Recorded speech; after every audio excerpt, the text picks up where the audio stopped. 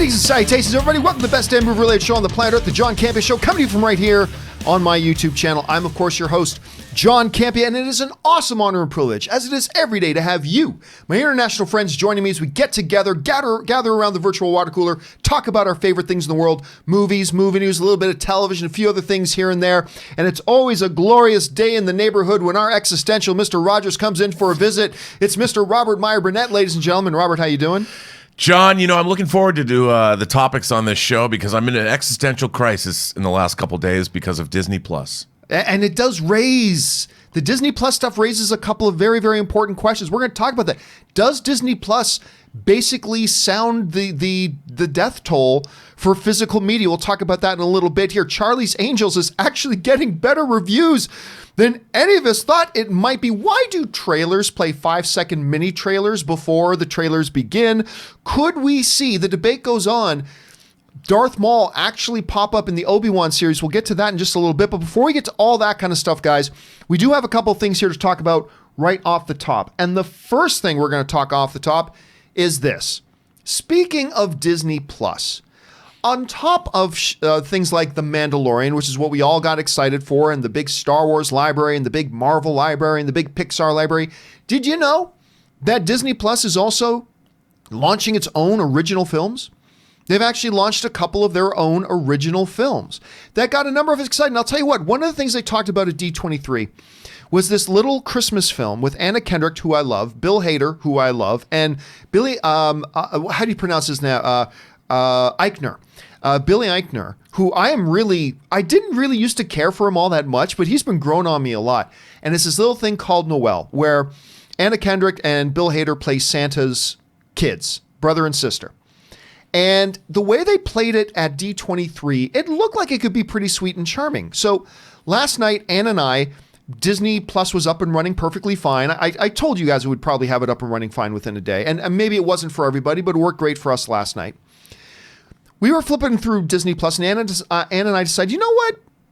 We're going to go to bed an hour and a half, and we're just relaxed. Let's put on Noelle, because we love Anna Kendrick. Love her. And I love Christmas. It's my favorite time of year. It's my favorite day of the year is Christmas. So we watched this thing. And if this is a sample of what we can expect from Disney original movies on Disney Plus, count me out. This movie sucks. It's awful. Like, truly, truly terrible. If you try to imagine, what's the stupid network that does all this stupid Hallmark? Hallmark or Lifetime or whatever it is. Yeah. This totally felt like a bad version of one of those. Absolute garbage. And never mind the visual effects, because you're watching a movie, a Disney produced movie. The visual effects are terrible. Like, it looked like there's this one little reindeer called Snow Cone who's cute and adorable and everything. But whenever Snow Cone's falling, you know what it looked like? You ever put on like augmented reality glasses where you see the room you're in, but then it looks like there's another character bouncing around? It doesn't really look like the character's in the room, but it kind of makes it look. That's what it felt like. It awful. It was predictable. It was dull. It was not funny. It was not charming. Despite the fact that you had this powerhouse cast, by the way, with Shirley MacLaine as well, one of the icons in there as well. Now, let me give credit where it's due.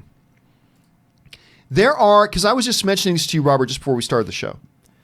There are a couple of moments in this movie that aren't just good, they're great.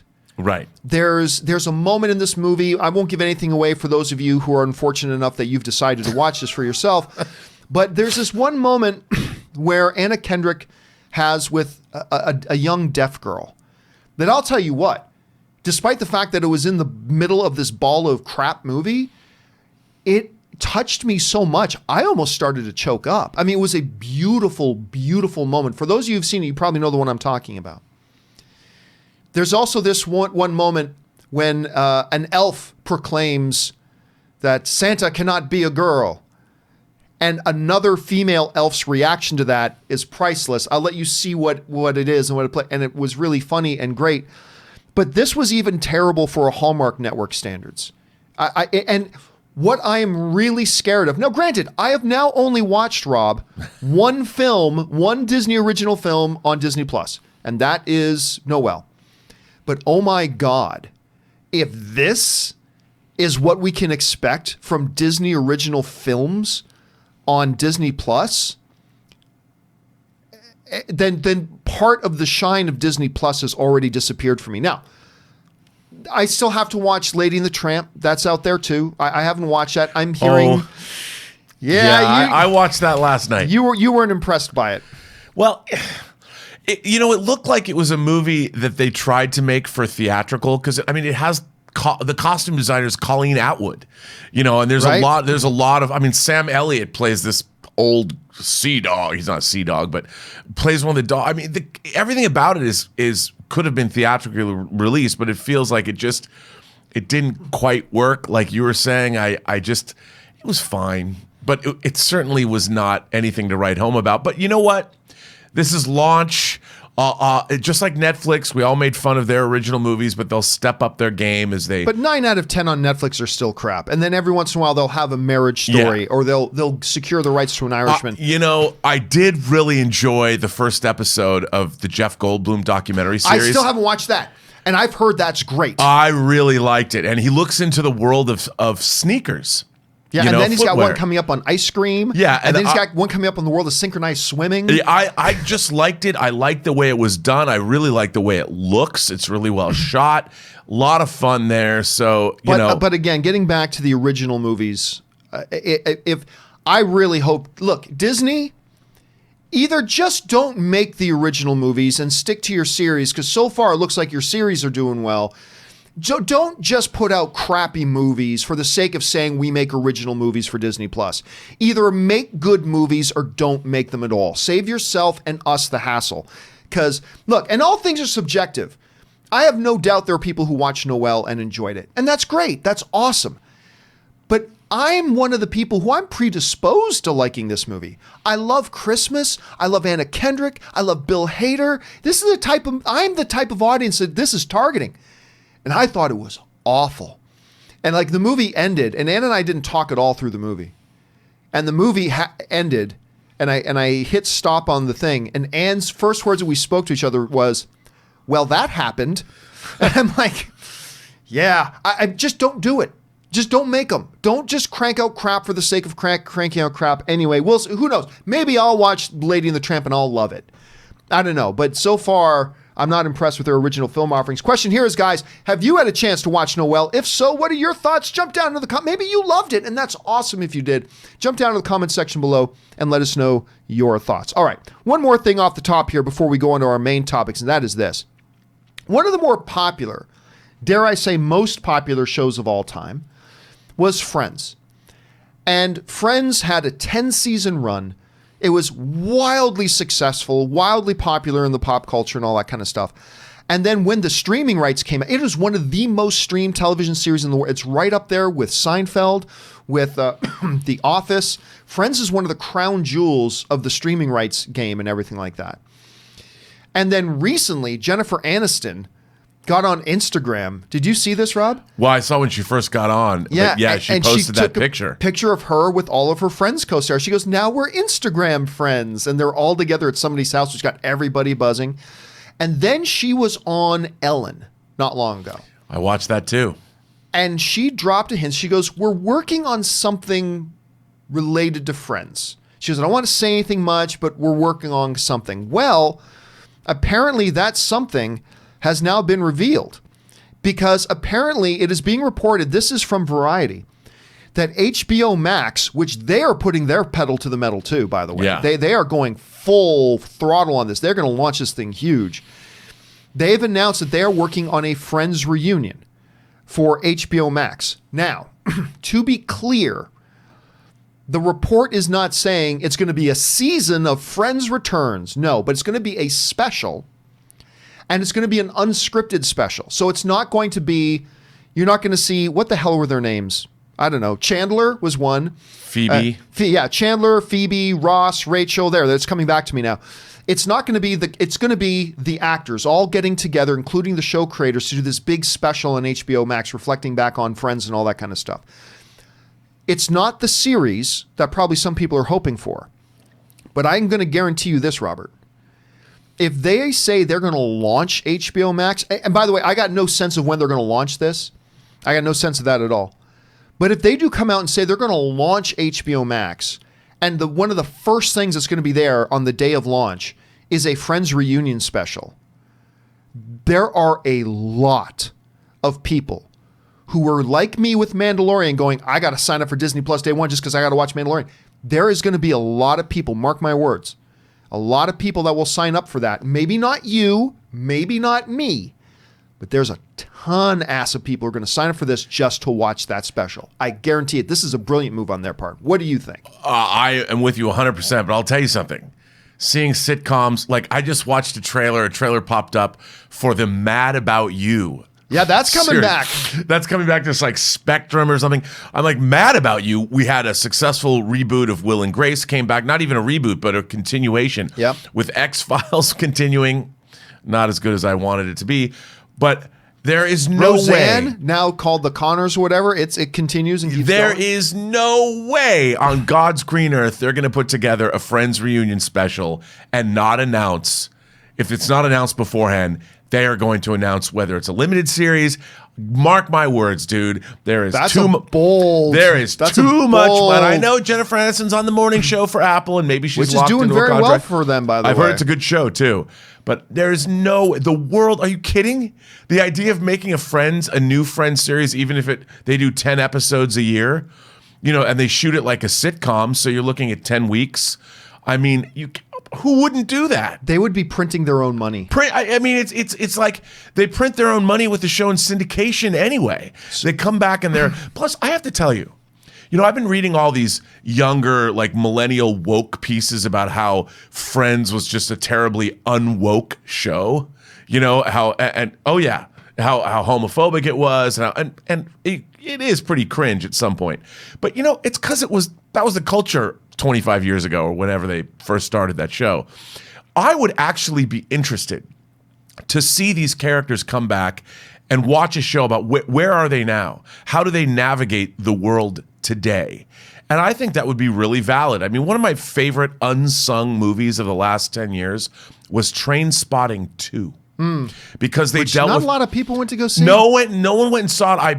Would you believe that I bought the 4K disc? Of course I do. But I love the way they dealt with the characters 20 years later. I love that, looking at characters through the lens of real life or that passage of time. I'm a sucker for those stories. That's why I love like Boyhood, Richard Linklater's Boyhood.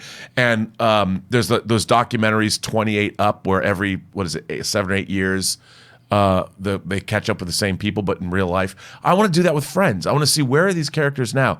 Dude, no brainer. Dude, they did this live special and used that live special too. I don't think they're going to do that. I think too many of the cast members are just over it.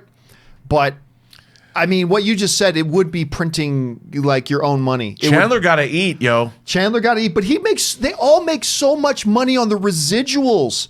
That's the thing. I remember hearing what was the guy's name again who plays Chandler? The actor's name. I'm forgetting all of their names. Matthew. Yeah, it is Matthew. Matthew Perry. I remember hearing Matthew Perry talking about it. I was like, oh, I don't have to work again for the rest of my life. I mean, from that and all the other failed shows he did. Dude, I got one word for you. What's that? Actors. They're actors. Yeah. They want to work. I mean, maybe not everybody's Cameron Diaz and wants to retire from the limelight. I think that Friends cast. And by the way, people want them to do this. Oh, of course. No, that's why I'm telling you. If they launch HBO Max with this special, yeah, I'm not going to say it's going to do Mandalorian numbers. I'm not saying that, but I'm saying liken unto Mandalorian, a lot of people will sign up just to watch that. Can I admit something to you? What's that? I've never seen an episode of Friends. Really? Not one. I watched all of it. It had about a 2-season run where there was some change up going on in the writer's room that were weaker. It's actually a very funny show. I've heard. I was never a sitcom guy. Right. Because, and I always was. I love a good sitcom. Yeah, I wasn't a sitcom guy. I mean, I was when I was a kid. I love like Leave It to Beaver and Brady Bunch and I Dream of Jeannie and Gilligan's Island. But that was when I was a kid. I was watching them in syndication, but new sitcoms. All right, guys. Question is, what do you think about this stuff? Do you think this is a good move for them? Do you think a lot of people are going to be excited? Do you think, like Rob thinks, they're going to use this special to announce an actual, I like what you put it, a limited series just of a return? What do you guys think? Jump into the comment section below and let us know your thoughts. All right. With all that down, let's now move on to our main topics today, guys. And how do we select our main topics here on the John Campea Show? Well, it's really rather simple. You see, you guys come up with the main topics by simply going over to www.thejohncampeashow.com/contact. Once you guys get there, you're going to see a form. Fill it out with your topic or question. Hit submit. And guys, keep it to 90 words or less. And if you're going to talk about a report you read, please tell me where you got the report from. But fill out that form, hit submit, and then maybe, just maybe, you might see your topic or question featured here on the John Campea Show. With that down, let's get into first topic today. And our first topic today gets submitted to us by Geeky Gator, who writes, "Hey, John and gang, it seems to have been confirmed that none of the Spider-Man films that take place in the MCU will be available on Disney+. If Disney plans to continue having the character be a vital part of the MCU, you'd think they'd try to get the full MCU collection. Do you think this shows how the two films Spidey has left in the MCU will be the last?" All right, thanks a lot for sending in that question, Geeky Gator. And listen, I'll tell you what this means as far as the future of Spider-Man in the MCU goes. Nothing. It tells us nothing. It doesn't tell us that, oh, he might stay in it longer or he might be in it shorter. It speaks absolutely nothing. This speaks specifically and exclusively to the discussions and the bargaining between Sony as a distributor and Disney Plus as an exhibitor platform about two specific movies, Homecoming and Far From Home. That's all it's limited to. This is like a left hand and a right hand doing totally different things. This is Peter and Paul doing completely different things. The exhibition of those two existing movies has nothing to do with what's going on with the future of Disney and Spider-Man, and if it's going to have a future beyond the next two films, which I think a lot of us are starting to think there won't be a future beyond the next two films, but this says nothing about it. Rob, I saw you even put out on Twitter the other day reminding people, folks, everybody keeps forgetting these Spider-Man films are not Marvel films. They are Sony films. Yeah. They belong to Sony, and Sony, as the distributor, will put those movies on whichever platform, streaming service, whatever, offers them the best deal for their property. And that's where they're going to put it. And if it's Disney Plus, I'm sure they'll put it on Disney Plus. And if it's not Disney Plus, they'll put it somewhere else. But it really doesn't mean anything beyond that. And how would you tackle that question? And should we be surprised or shocked that we don't see this stuff on, pardon me, on Disney Plus? Well, no, because I mean, I try to say, look, they're not Disney movies.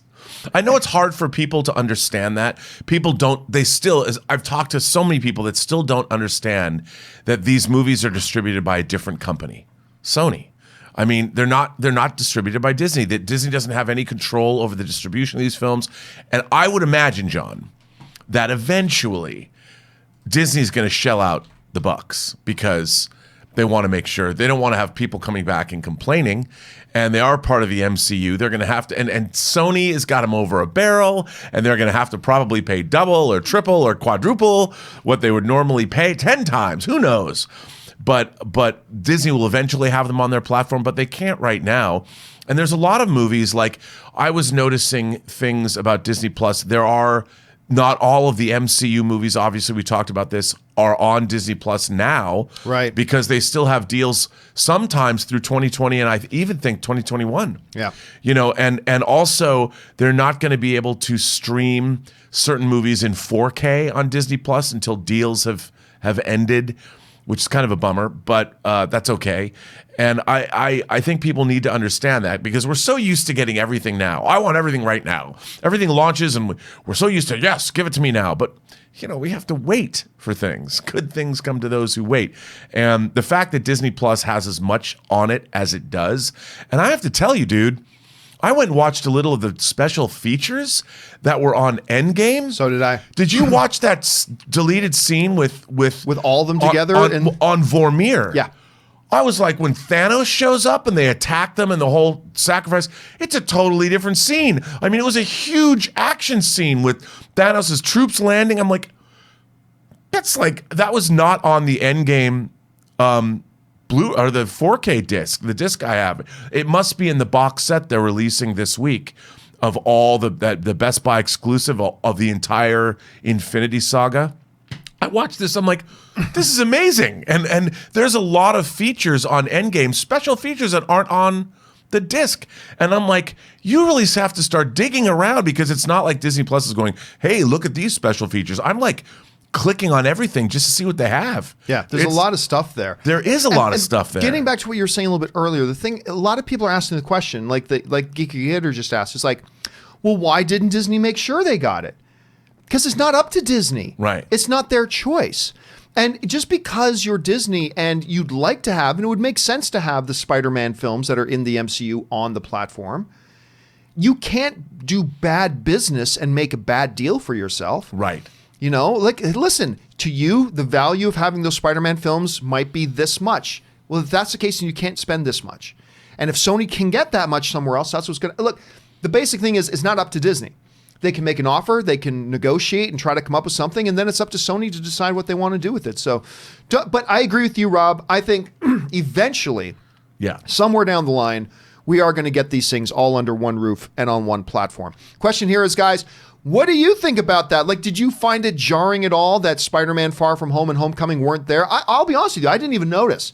I was just going through, look at all the movies that are here already. And I was like kind of geeking out. But maybe that's a big thing to you. What do you guys think? Jump down to the comment section below and let us know your thoughts. All right. With that down, let's now move on to our second main topic today.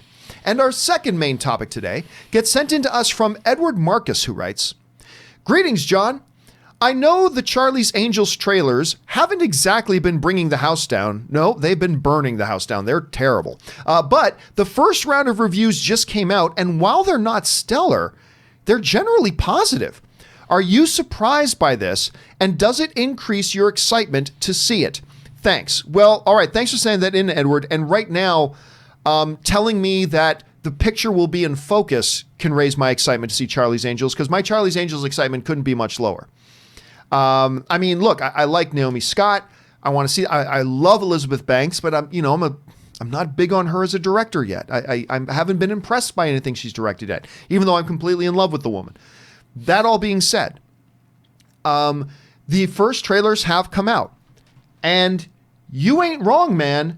They are way better, because I was expecting, based on nothing but the trailers, which obviously don't mean anything, but I was kind of expecting this to be in the 15% range.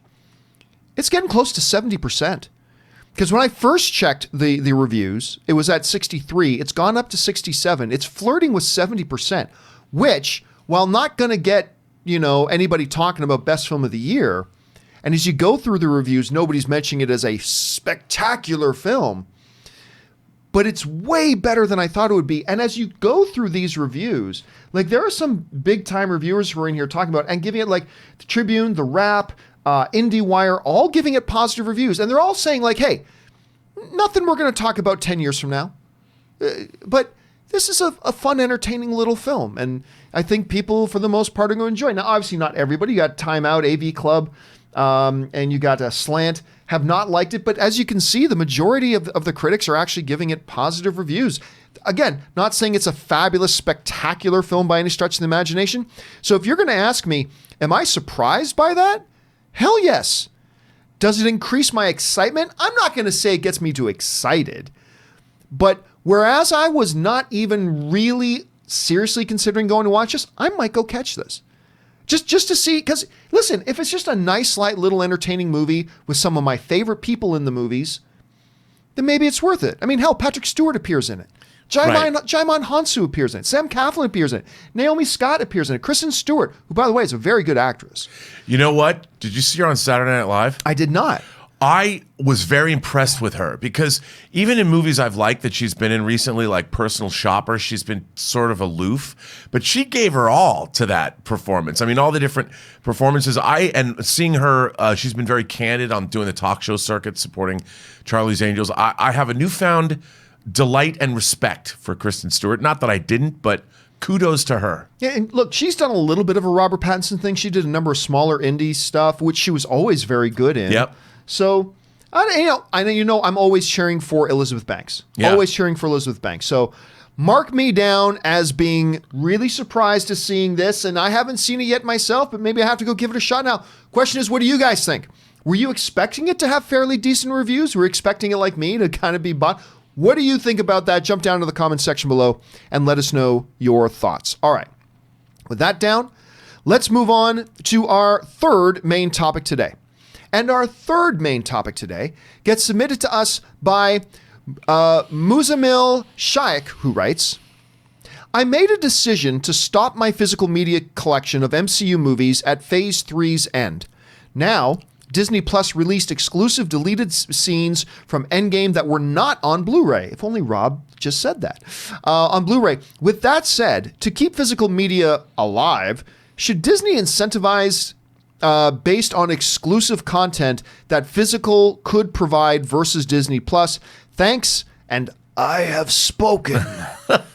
That's the new thing I got to get made. So listen, you raise an interesting question here, Muzamil, because you ask, should Disney give audiences more incentive to buy physical media by putting extras and features on the physical discs that aren't available on Disney Plus, as opposed to the other way around, which seems to be the way Disney's doing it, putting all these things on as extras on the Disney Plus platform that aren't on the physical media thing?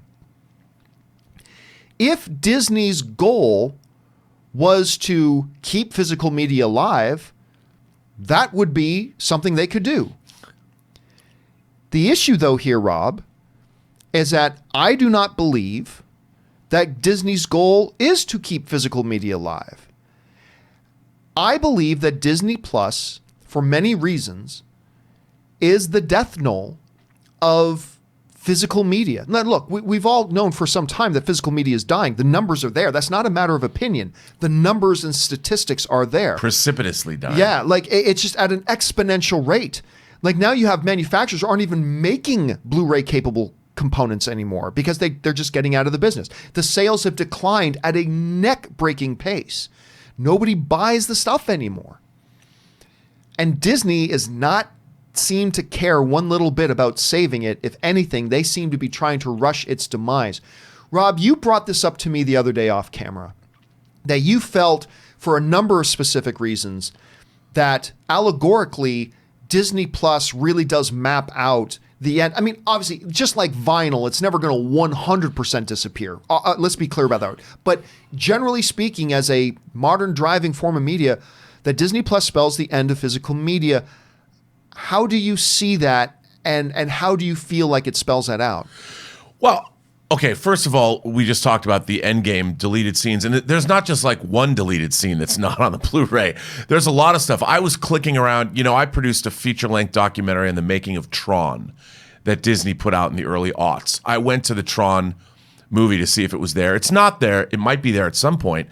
But there was a new piece about Tron where Steven Lisberger, the director, was going through the archives, looking through stuff. And I'm like, wow. So all of Disney Plus now has become a search mission for me to find out, what are they putting out? And I said to myself as I watched this, you know what?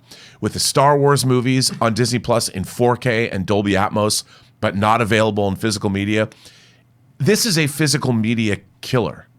And for Disney, I'm thinking about all my Toy Story movies, all my classical Disney cartoons, animation, because I bought all the feature films when they would come out, the Jubilee editions. I worked on movies like Snow White and Emperor's New Groove, and I worked on a lot of these films, and so my special features are out there, Fantasia. Even I'm like, it's time. Physical media, basically, Disney jumped into that in the late 70s. We're talking physical media has been around for 40 years. It's time. This is the future. And what's so great about Disney Plus is it's to their benefit. The more content they put out, the better off we're all going to be. Who wants to buy physical media? Even I, who's the biggest physical media buyer and lover in the world, I'm like, well, my Disney collection is now rendered obsolete. You know, I just collected all of the Marvel Cinematic Universe films in 4K. I just got them all. Well, what do I need them for now? I guess they look cool on the shelf. I mean, now that when I have them all there, when I was looking at all the stuff for Endgame and all these special features and like scenes I didn't even know existed, it's like, well, and they're in 4K and Dolby Atmos. What do I need? And Dolby Vision. What do I need them for? I mean, really, as much as I enjoy, the reason that I will still collect physical media now, John, is if movies that are cult titles or movies that are foreign films and movies that you don't necessarily think might come to streaming, movies that I want to keep that are near and dear to me, that the only way that I'm assured of having them is to have them on physical media. But with Disney Plus, they have made it a repository of an entire studio's legacy. And so what do I need to collect them for? And if they're going to put out Dumbo unmolested and say that there's culturally insensitive things that are going on in this movie because it was made 50 years ago and they did not change them, what's the point of having Disney physical media if everything is there? It's a better repository than even my own collection of physical media. Now, the difference is physical media is still better when it comes to actually there's no streaming issues, there's no lagging issues, there's lossless audio. So if you have a really great home theater system, you've got better sound. But it's all gonna change and get better and better and better. I can't justify it anymore. I'm taking out all my Disney Blu-rays and packing them up. And here's the thing too, even before Disney came out, in the last 3 years, sales of DVDs or DVDs and Blu-rays have dropped by 50%. And that was through 2018. Yeah. That's just the last couple of years.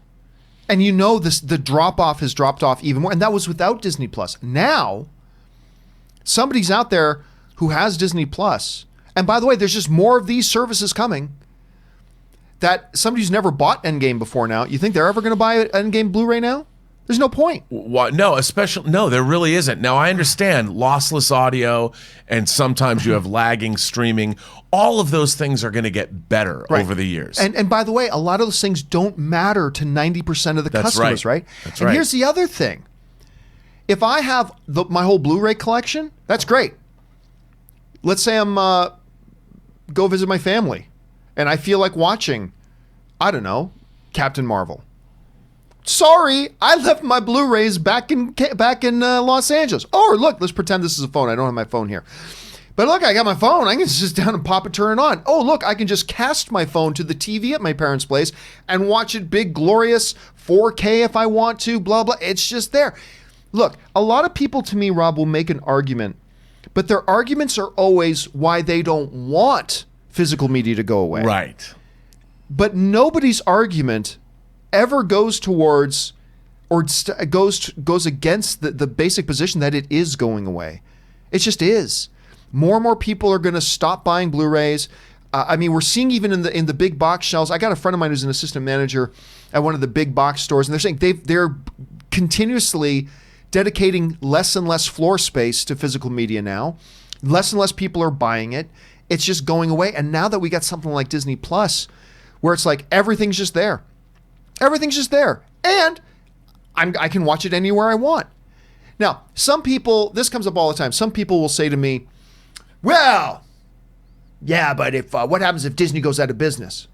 Okay, in what universe? But fine, let's play that game.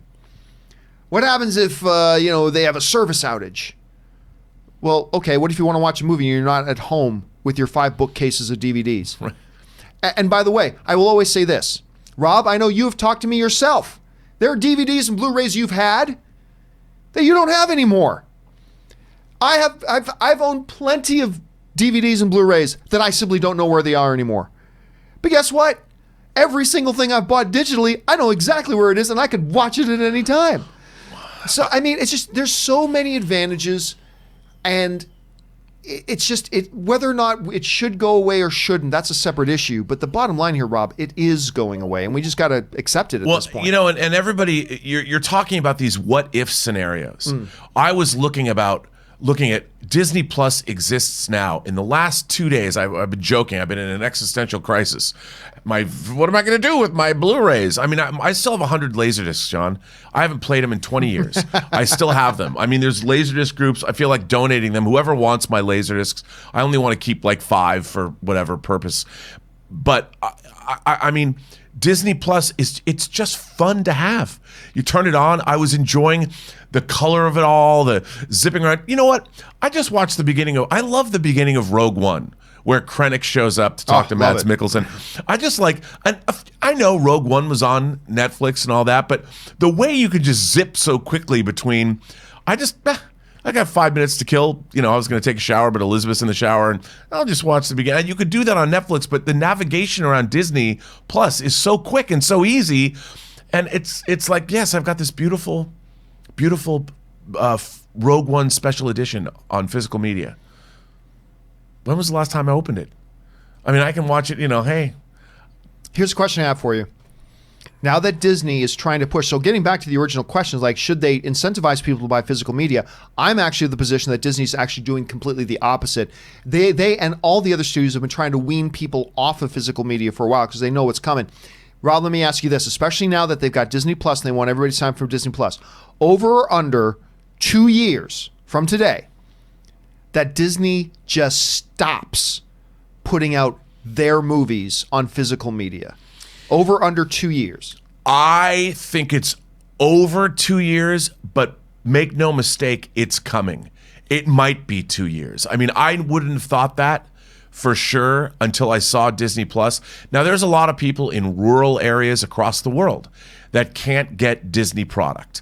There's people that are still running DVDs. Hell, there are people in Europe that can't get it right now. Right, exactly. I mean, there's people, but I have to tell you, John, there's manufacturing costs, there's packaging costs.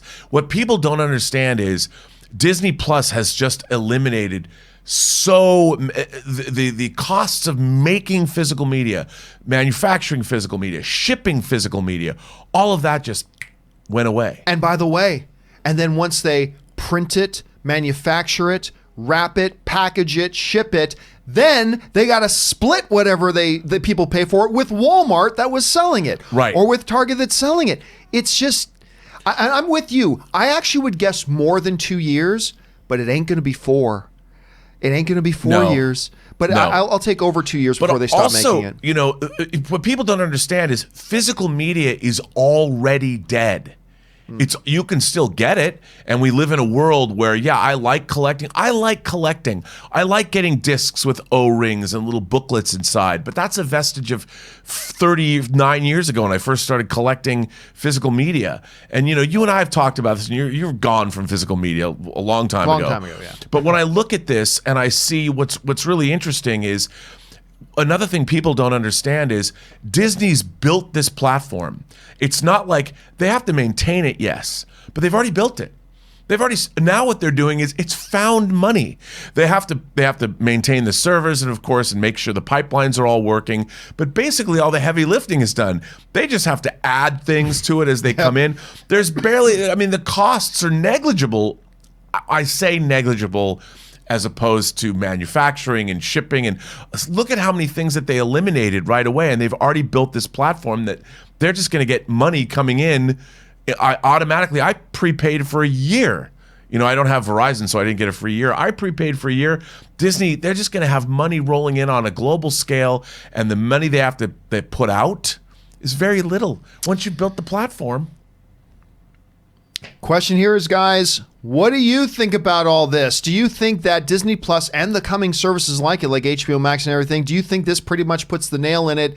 This is the end for physical media. Now it's just waiting by its deathbed as it fades away at this point. Or do you think there could be a resurgence? What do you guys think about that? Jump down to the comment section below and let us know your thoughts. All right. With that down, let's move on to our fourth main topic today. And our fourth main topic today gets submitted to us by Alec, who writes, "Hey John, big fan of the show. Why do some trailers have a quick montage / mini trailer before the actual trailer starts? Thanks." All right, thanks for sending that in, Alec. And listen, you are asking a question that not long ago on this very show, I was asking myself. Because, we would see these trailers come up and it's like, why the hell did you just show me a 6-second trailer to the trailer I'm already about to watch? Right. You hit play, it's like, boom, boom, boom, and you just ruined the trailer for me because now you already showed me all the big shots of the trailer in these 6 or 7 seconds that are all already there. And believe me, man, I was asking the exact same damn question. Why the hell are you doing that? Now, at the time, a few of our viewers wrote into me and gave me their explanations, which actually have turned out to be very true because I've spoken to studio people since then. It's because of this. We now live in an era. There was an era a number of years ago where most people saw their trailers for the first time was inside of a movie theater. Yeah. That used to be where you would see a trailer for the first time. Obviously, we don't live in that era anymore, and we haven't for a few years. Today, most people see their trailers either on YouTube or on Twitter or on Facebook or whatever. These social media platforms is where people find the trailers and watch them. 95% of the time, that's where we see trailers for the first time. Every once in a while, I still see a trailer for the first time in a theater, but not often. And their whole thing is understanding viewing habits of the audience online is important because people click away from things instantaneously. We have such short, pathetic attention spans these days. We're awful. We suck. We as people are stupid. We all are. We're stupid. We have no attention span and it's pathetic. But understanding that we are all stupid and pathetic, the studios realize, you know what? We can't start a trailer and not have the audience know what it is they're watching for the first 30 seconds. Like, okay, fade in from black to a skyline, fade back out to black, which is what some trailers do, right? It's like the average audience is too stupid and has too short of an attention span to stick around for 30 more seconds to find out what movie we're talking about. So they start off their things with these quick little boom, boom, boom, boom, boom. It's the Rocky 8 trailer. And then they start the trailer. It is a sad commentary, Robert. It is a sad commentary on how pathetically stupid we are as people and how pathetically short attention span we are as a culture.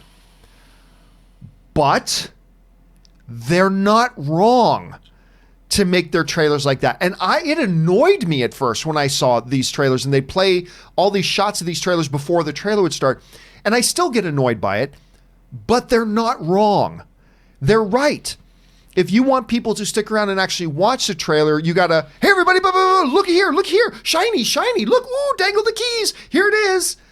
And then maybe if it's something we're interested in, we'll watch it through. And they're not wrong. They're right. So while I don't like it, it is the right thing to do because that is the viewing habits that we have, particularly online with social media. Anyway, Rob, how would you address all that? Well, I think you're absolutely right. Also, from what I understand, when you're like on YouTube, you need like 5 seconds need to go by before it's considered a view. Right. And these opening bumpers are like 5 seconds long. So whether you stick around and watch the whole trailer or not, it's still considered a view.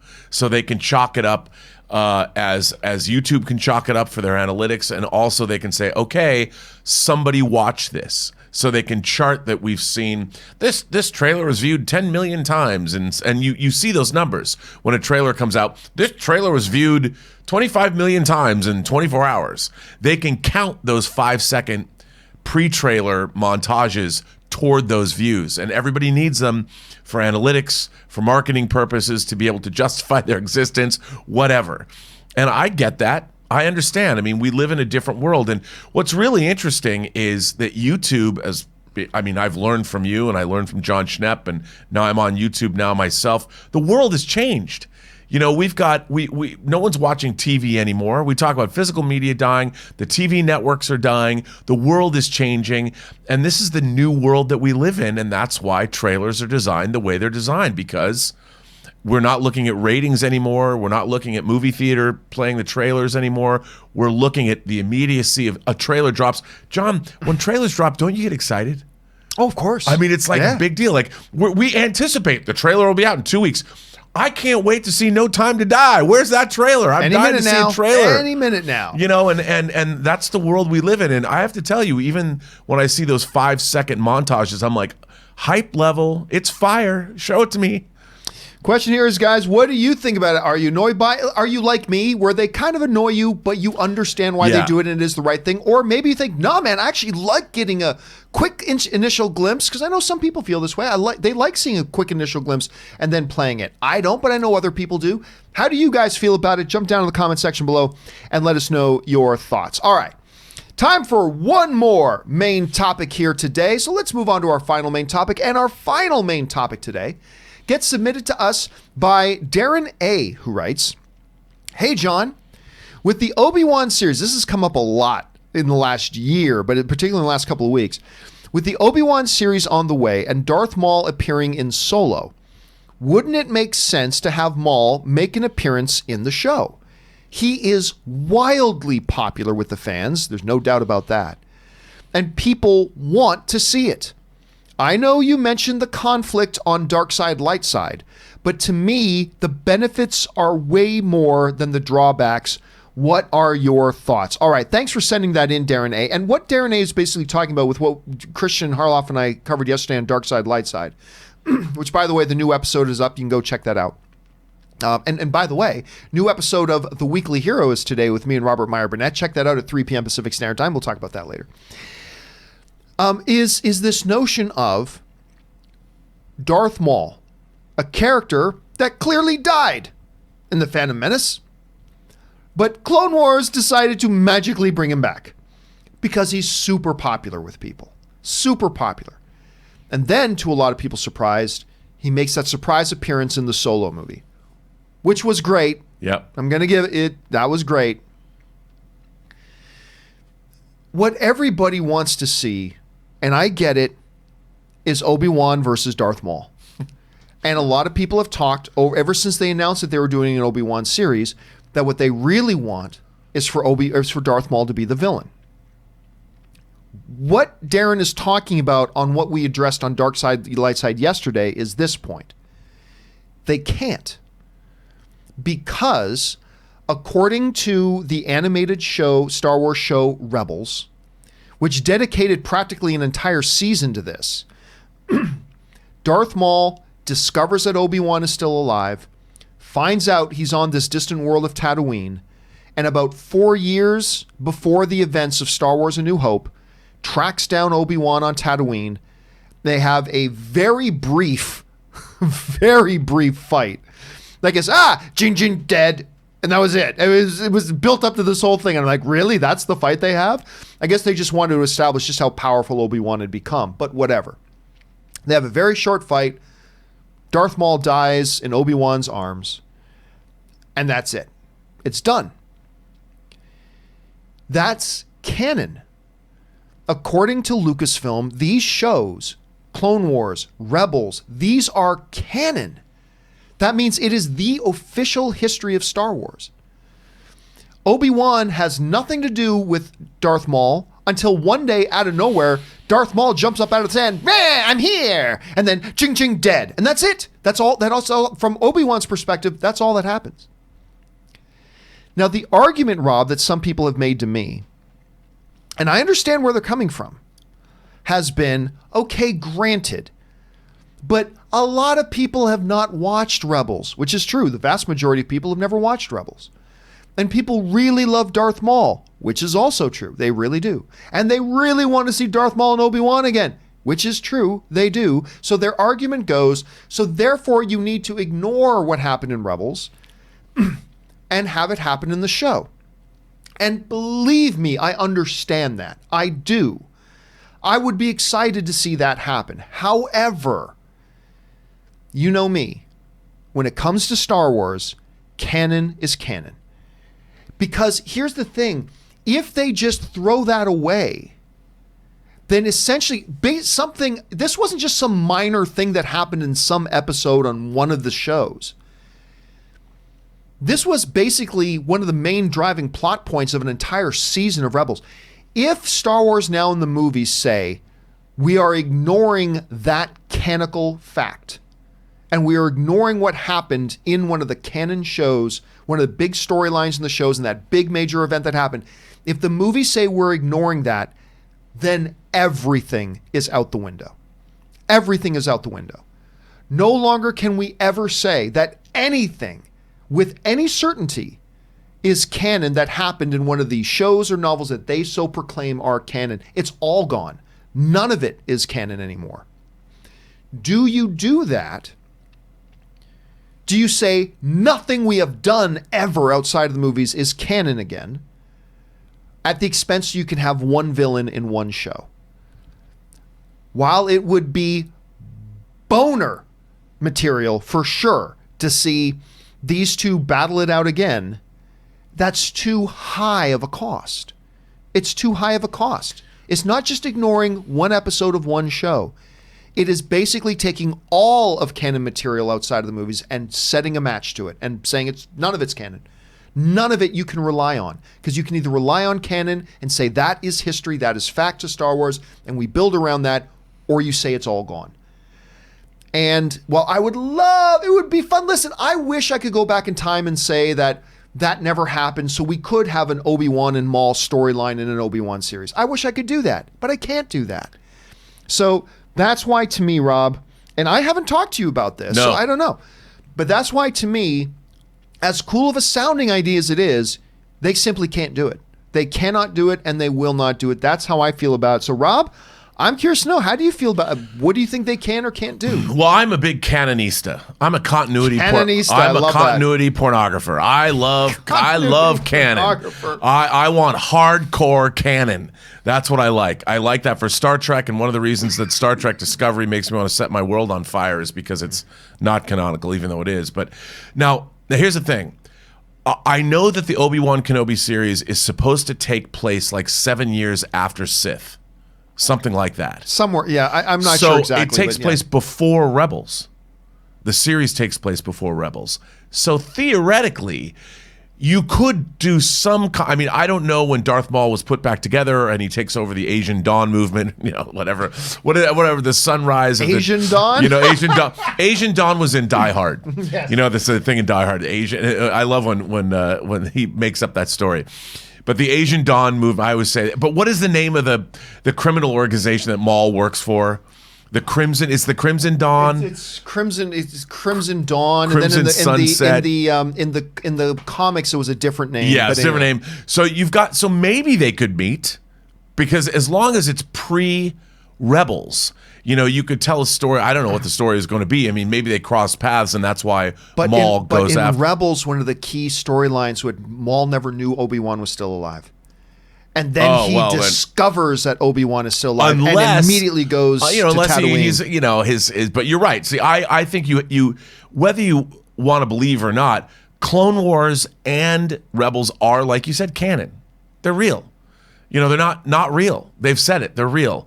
Now, if there's a way that Obi-Wan is incognito, and Maul doesn't know that Obi-Wan is a Jedi, it's like, how many times does somebody go undercover and you think he's somebody else and it turns out not to be? And maybe that's what Maul gets so crazed by is that Obi-Wan gets one over on him, because he thinks it's somebody else. I don't know. But I think we have to deal with the fact that as cool as that fight would be, and dude, who doesn't want to see that fight? Of course. Who doesn't want to see that fight? Yeah. I mean, I want to see that fight. Get Ray Park back. And the age is correct. Ray Park's age is correct. It all works out. It could be canonical. I'm all in, but it is what it is. And you can't just say, it makes my gums bleed to say to know that somebody's like, well, no one's seen Clone Wars and no one's seen Rebels, so we can just disregard those things. No, you can't. They're canonical. You can't disregard canon. And I get it if you've never seen the shows and they're not important to you, and I get the sentiment, I do. But at the bottom line is you just can't do it, because you're not only torching the canon of one thing, you're torching all of canon, and you just can't do it. But listen, guys, I decided to make that the subject of today's question of the day, and I put it to you guys to simply ask you guys the question. With everything that we now know, with about Rebels and everything else, do you think that Darth Maul will actually show up in the upcoming Obi-Wan Kenobi series on Disney+? And surprisingly, a lot more of you think he will than I thought you would. Right now, 56% of you say no, he will not show up in that, which is where I fall on this, obviously. But a full 44% of you still believe that, yes, he will show up in that thing, which I think is fascinating that many people right now. Again, I put up this poll just before we started the show. About 1,800 of you guys have voted on it already. So that is intriguing. So the question I have for the rest of you guys is simply that: do you think they will actually have Obi-Wan and Darth Maul meet again in an Obi-Wan series? We need to know what you guys think. John, I'm not up on this, but Rebels takes place very close to the beginning of A New Hope. Yes, when Maul actually tracks Obi-Wan down, it ends with Obi-Wan looking off onto the Skywalker moisture farm and seeing a young Luke running, a silhouette of a young Luke. So it's just a couple of years before the events of Star Wars: A New Hope. Right. Okay. So maybe there's some contrived way they can get these two together. But it's good. There's just no way to do it without cracking canon. That's the problem. So anyway, guys, what do you think about all that? Jump down to the comment section below and let us know your thoughts. All right. With all that stuff down out of the way now, guys, we are going to take a short break, and then we are going to come back and get to the most important stuff, which is your live questions, the things you guys want to talk about. So if you will buckle in and hang with us for just a couple of minutes, we're going to take a break. So hang tight. We will be right back. See you in just a couple of minutes.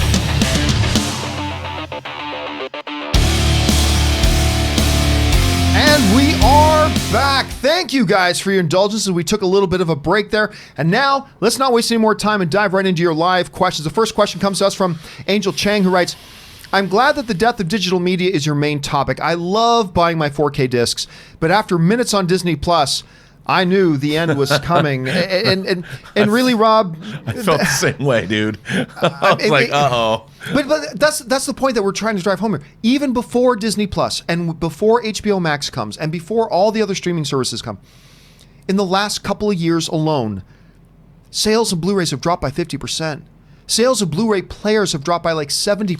Oppo, who made some of my favorite players, they stopped making them. Yep. Samsung, who was the #1 manufacturer of Blu-ray players, stopped making them. I mean, it was coming anyway, but this really does just kind of spell the end of it.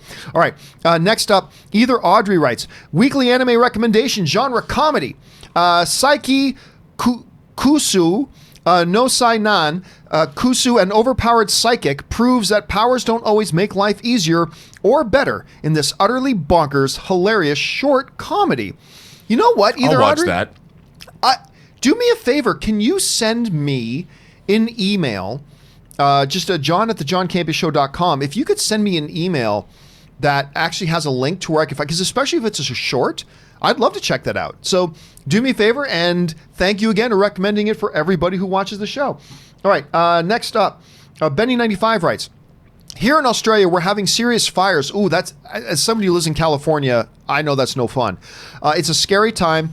Thanks for allowing me / my community to have an oasis during these times. You're the best, man. And then also he follows up with, also because I'm in Australia, I'll be playing Fallen Order earlier than the rest of the world. Sorry, guys.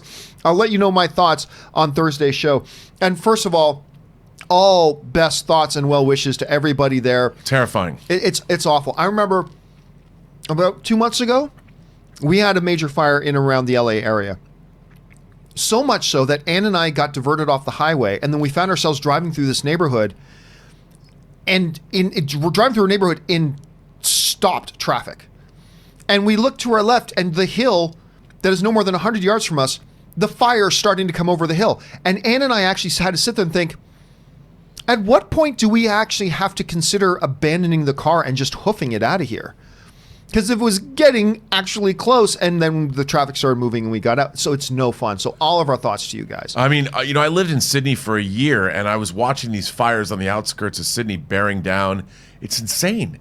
And again, whether the floods in Venice are happening or what's going on in Australia, it's all indications of climate change. And by the way, on to Fallen Order.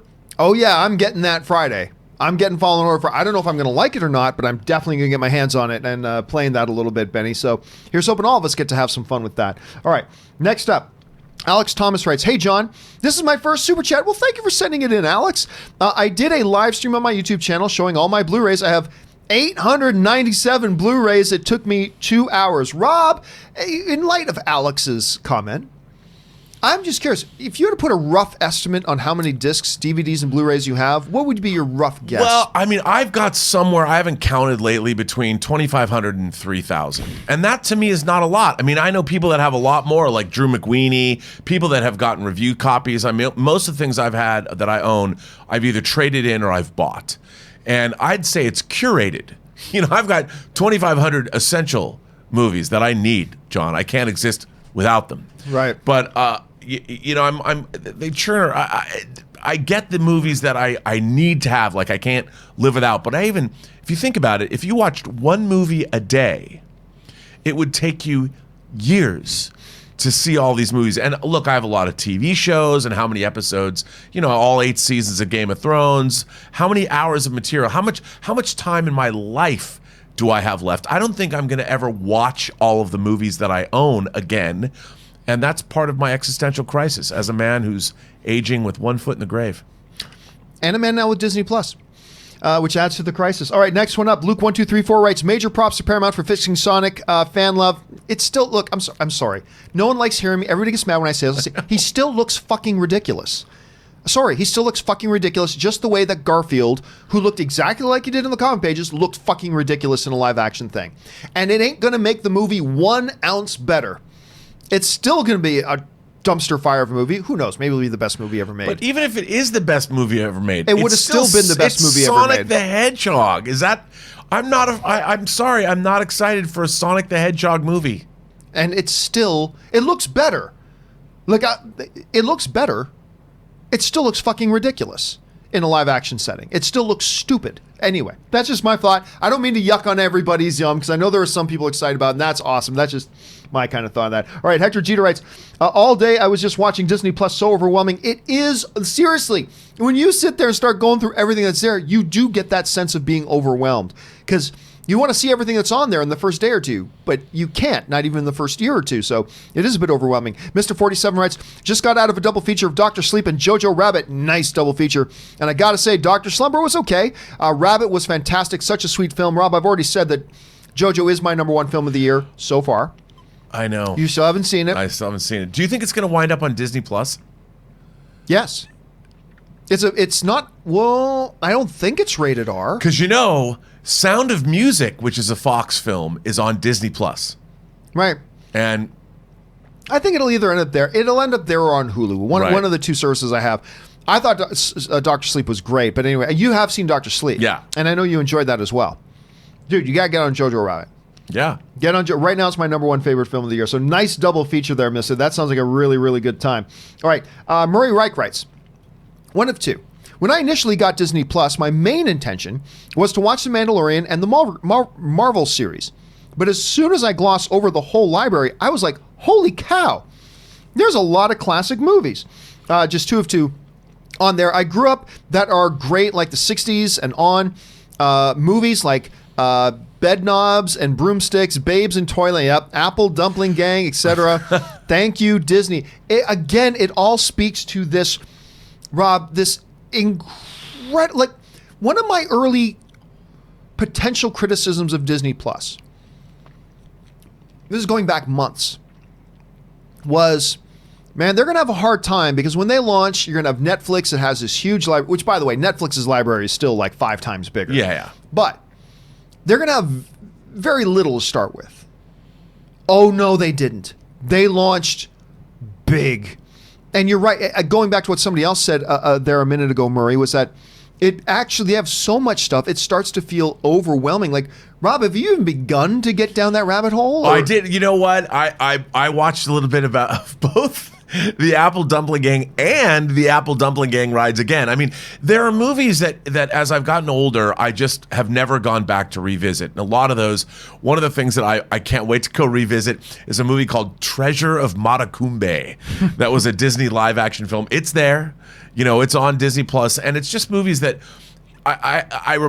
they're from my childhood, so I didn't, as I got older, I wouldn't go back and look at them. But now I want to go back and look at them because I have no sense of what it's like to watch them.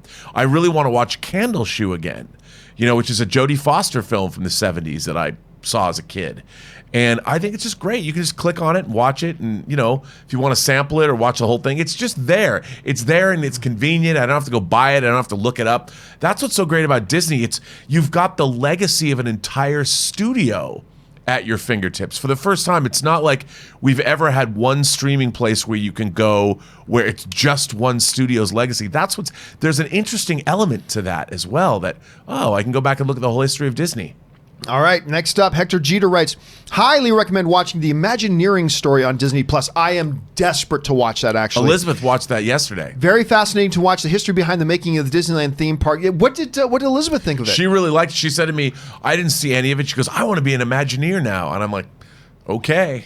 There's actually a friend of ours who was a Disney Imagineer, and he went on to become a mayor of a local California town here, but I've always been fascinated by that stuff, and I'm desperate to watch that. Kylo Ren and Stimpy writes, The World According to Jeff Goldblum is my favorite thing on Disney Plus so far. Also, I would love to see a YouTube channel of him unboxing products. Well, listen, man, right from the beginning, when they did the D Plus presentation at D23, and they talked about this Jeff Goldblum show, I mean, I was like, I'm in. This looks so interesting. It's like an Anthony Bourdain, but with different types of topics. Yeah. And with a personality like Jeff Goldblum, I'm so in. I'm glad you like it so far. I'm going to watch the first episode today. Have you had a chance to watch the first one? I did, and I really liked it a lot. I mean, it's really, like I was saying earlier, it's really well done. It's a lot of fun to watch, and the topic, you're like sneakers, but no, tennis shoes, whatever you want to call them, trainers. It's irresistible to watch. Dude, I'll tell you what. I got a buddy. His name's Matt. And Matt did the artwork. And for some of you who saw the artwork of me as a Jedi and Christian Harloff as a Sith on our recent Dark Side, Light Side art, like my buddy Matt is the one who drew those. My wife was telling me that he had an entire room in the house that is just for his shoes. Like he is a lot of people are hardcore into shoe collecting. Dude, in that Goldblum in the Disney Plus show, they show people at it opens at a convention, like a shoe convention. The wads of cash. It's like people are dealing cocaine or something, but it's not cocaine. It's shoes. But they'll probably never even wear. $100 bill. I mean, it was the fat wads of cash. I'm like, these guys are ballers. All right, next up here. We've got Mr. 47. I was worried going in that they might make Hitler sympathetic. I assume you're talking about Jojo Rabbit. But they didn't. Such a perfect blend of darkness, drama, and heart and comedy. A+. All due respect, Mr. I don't know why anybody thought a Taika Waititi would go in and do a movie that revolved around Nazism and that era and Hitler and think for a second that he was going to make Hitler sympathetic. I don't know why anybody thought that for a second. But it is perfection. The way they do it is perfection. I can't wait to talk to you about it, Rob. I need you to see this movie. Know. All right. Murray Reich writes, I just recently rewatched on Disney Plus Blank Check. It was a nice movie watching as a kid, but now I realize it's so cheesy with so many logic problems throughout it, but it was still cute and entertaining. I am not familiar with Blank Check. An old friend of mine wrote that movie. Now, what's the basic gist? Well, it's just that. I mean, kid in a blank check. But what's really interesting is the guy who wrote that movie, Blake Snyder, wrote a book on screenwriting called Save the Cat. I've heard of that. Yeah, he wrote that. He actually passed away a number of years ago. But yeah, he wrote that. And I think he wrote, it's either Stop or My Mom Will Shoot or Oscar. I think it's Stop or My Mom Will Shoot. The not good. I love Oscar. Yeah. I love Oscar. Not so much Stop or My Mom Will Shoot. Those movies, you look at those kids' movies now, and that's why I'm wondering if the Disney, like if I go back and watch Apple Dumpling Gang Rides again, when I was looking at it, when I was watching it yesterday, I'm like, this is a little cheesier than I remember. All right, next up. Hector Jeter writes, I'll still buy Steel books. Hope you're with me, Rob. Hey, yeah, I just a question about how much longer are they going to be selling them? That's the thing. I mean, that's true. You know what? Like, I picked up the Shining Steel book because it's Stanley Kubrick and all that. There's stuff that you want to buy, but at the end of the day, it's like, why? Even I'm having a hard time. I love crazy packaging, and I love steel books. I didn't buy all steel books, but I've got like our friend Cliff Stevenson. Cliffy loves the steel books, but I'm like, he's another guy with a great collection. Yeah. I would, but oddly enough, people think, so John, you're saying people shouldn't buy physical media anymore? No, the opposite. I think if you're somebody who's really into physical media now, you buy it more now than ever before because you're not going to have a lot of time left to buy this stuff. So if you really like physical media, I'd say don't stop buying it at this point. This is the point where you buy as much as you can if you find this stuff valuable to you. So it's just a thought. All right, next up. Star Killer writes, a Darth Bane series would be better than a Mandalorian series. That's such a misnomer. Nothing about anything would be better about anything. It's all about how's the show made. That's all about. You can make a Darth Bane series tomorrow and it'd be a big bag of shit. I mean, sorry, it probably would be. Just like making a show about a Mandalorian would probably be a big bag of shit, but turns out it's actually pretty good. Like, you make a movie about plastic building blocks called a Lego movie, that is the most idiotic idea I've ever heard, and it's awesome. It's awesome. It has nothing to do about, if you make a show about this, it'll be better than that. No, it won't. It all depends on the execution. It has nothing to do with what you're starting out with. It's what vision does the storyteller have to do, and do they execute it well and execute it with great excellence? And if they do, then maybe it can. But if you don't, it doesn't matter what it's based on. So I don't know. How would you respond to that, Rob? I agree with you. I mean, Lego Movie is a perfect example, but it really depends. It always comes down to, do you have great characters and a great story? That's it. I would never have thought when I first looked at something like Minecraft that anybody would want to spend any more than 5 minutes playing Minecraft. Boy, was I wrong. You know, it really depends on how you address these things. And I think if you have a compelling story, you can make it almost anything work. And all depends how it's executed. That's all it comes down to. All right, next up, Taki75 writes, saw Endgame's deleted scenes, glad they cut them. I'm with you completely. Because, you know, you watch these scenes, Rob, and it's like, well, that's cool and that's interesting. But yeah, the movie is better that they weren't in it. You know what I'm saying? Well, you know what's really funny, as much as we were talking about that Vormir scene, as much as I thought it was cool, the idea of a personal sacrifice was missing. It was missing. So Thanos is coming. I mean, the war, but the whole thing is they changed it so it became personal between Hawkeye and Black Widow. They had this love for one another. You didn't need invading hordes. It became personal, and that's what the sacrifice at Vormir meant. So it worked way better. All right, next up, Faye Haberfield writes, "Hey Rob, thoughts on The Irishman?" I haven't seen it yet. I know you had tickets to go see it one time, but you couldn't go? No, I haven't been able to get the tickets. Oh, every time I tried to go to Alamo Drafthouse, it's been sold out. Tried to go, and this weekend I'm going because I have the tickets now. But it's been really frustrating. I'll see it at home 2 days after you watch it in the theater. It's been so frustrating because I didn't buy them early enough. All right, next up, Jared McBride writes, hello, everyone. I hope you're having a great day so far. What do you think of the new look for Sonic the Hedgehog? Again, it's fucking ridiculous, but it still looks stupid as hell because it's a cartoon video game character that you're trying to pass off in the real world and it looks idiotic. But it looks better than the first one does. But again, it's like Garfield. Garfield they made look exactly like he did in the cartoon. But trying to pass that off in a live physical environment looked idiotic. Looked absolutely idiotic. And so does Sonic. But it's better than the last version. It is an improvement. I'll give it that. All right. M. Droscher writes, have you seen Dracula's Daughter from 1936? I have not. Oh my God, I saw that I haven't seen it anytime soon. I mean, I saw it when I was a kid. Yeah, I don't think I've seen that one unless I did and just completely forgot about it, which is always possible. Hector Jeter writes, John, I physically measured the Lord of the Rings trilogy and it's objectively a perfect trilogy in filmmaking in our era, LOL. Again, that goes back to the old debate, but I'd love to know what tape measure you'd use because that would be a fascinating thing that would end a lot of debates. Willow Yang writes, I found the Injustice Superman to be a much more sympathetic than the Homelander. At what point in the story do you feel he truly becomes the villain? I don't know if you're asking about Superman in Injustice or the Homelander. The thing about Superman in Injustice, and here's the thing, Willow, not many people have read this story.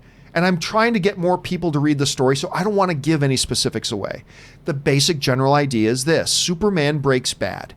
And what happens in a world when the greatest of all the superheroes breaks bad? And who follows him? Who doesn't? It's a fascinating, wonderfully written story. I love it. And as many villains turn out, his descent into being a villain starts with tragedy. And I can't go into the specifics, Will, because I don't want to give some of these big key moments away. And the omnibus is coming out December 5th. But I'll say this. To me, I'll try to put this as cryptically as possible. There's a scene with Superman and Green Arrow in year one. And if you've read it, you know what they're doing, and you know what I'm talking about. If you haven't, this is cryptic enough. But that scene with Superman and Green Arrow, that to me is the point when I went, now he is just a villain. That's what it was to me. The stuff that they were doing at that point.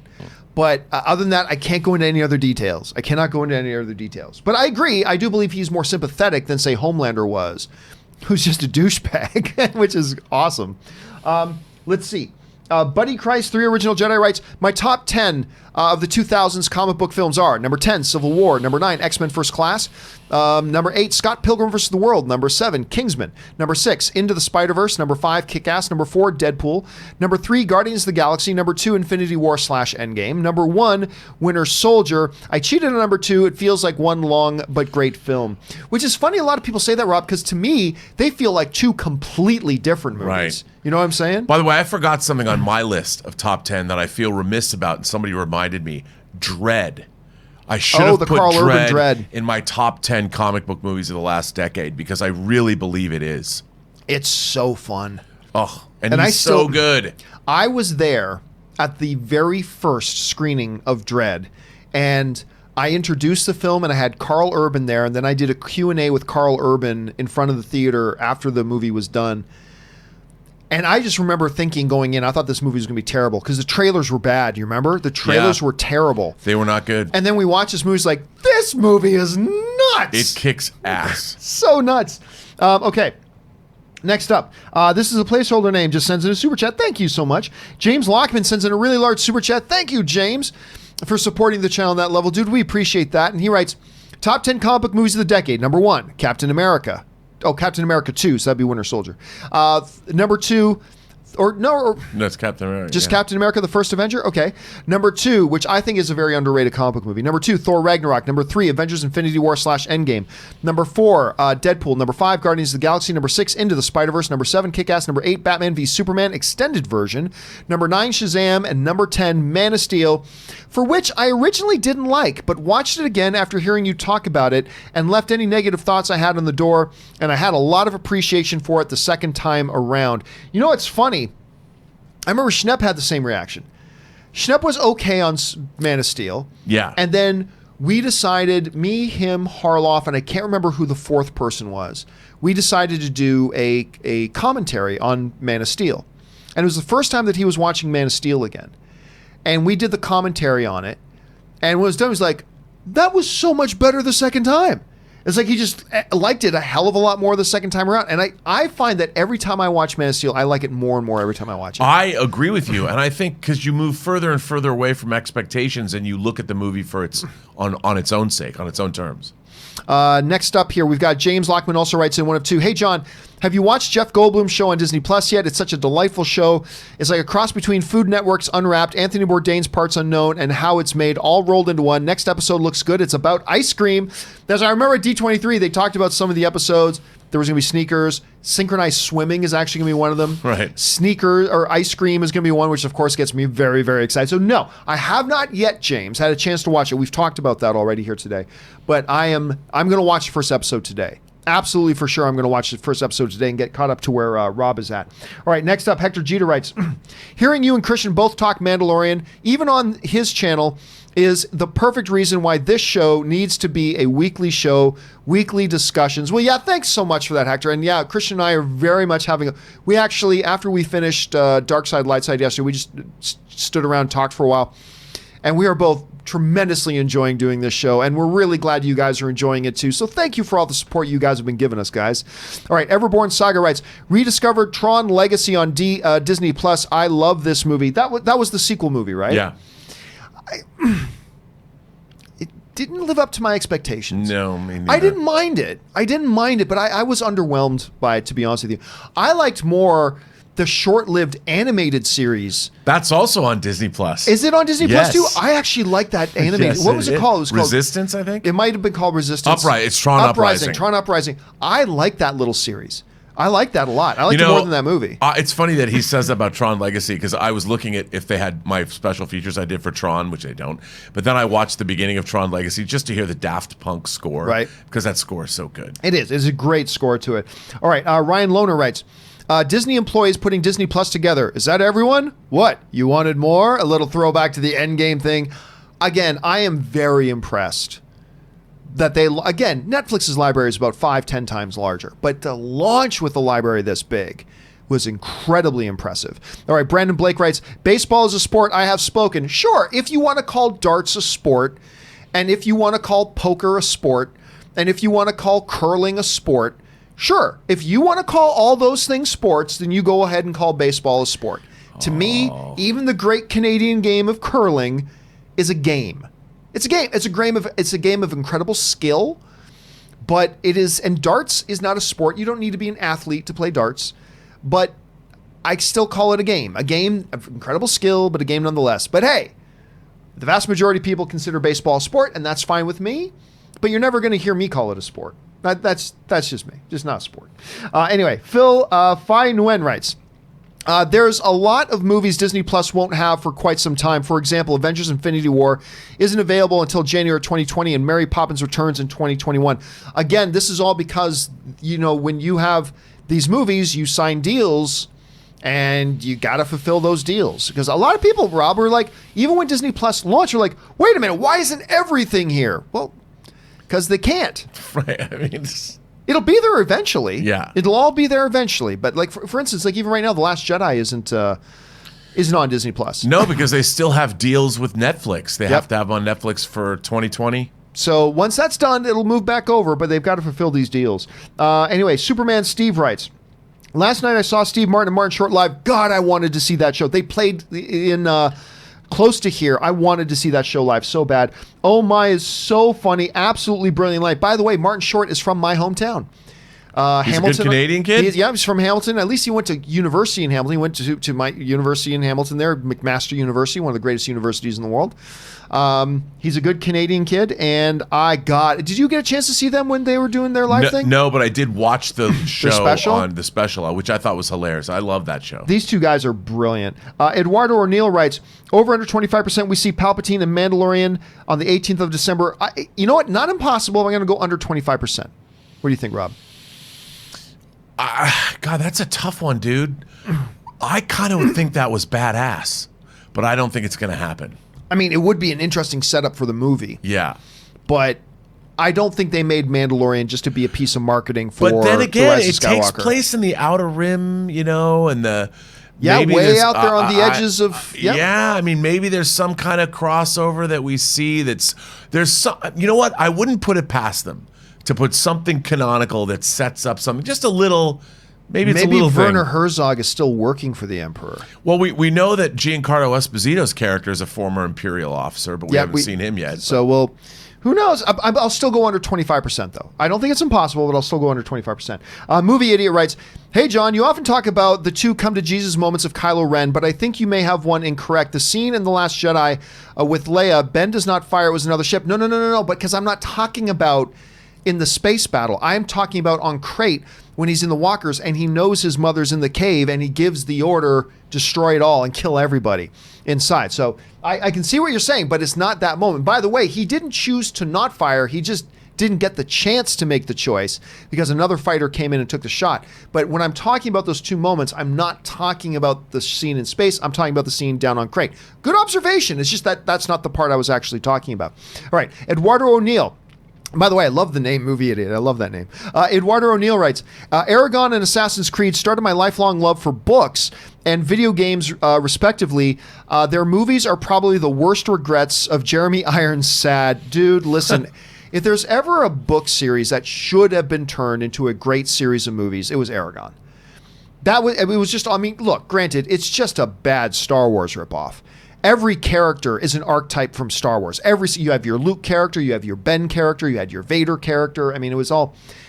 And it is too bad because that movie is dreadful. And they were planning on making a trilogy. They even end the film on a big cliffhanger for the trip, but it was so bad and did so badly, they were just like, nope, pull the plug. And then Assassin's Creed... I still remember, Rob, for about 2 years leading up to the year that Assassin's Creed and Warcraft were coming out in the same year, and we were like, that's it. The curse of all video game movies sucking is going to come to an end. You got Michael Fassbender is going to be in this.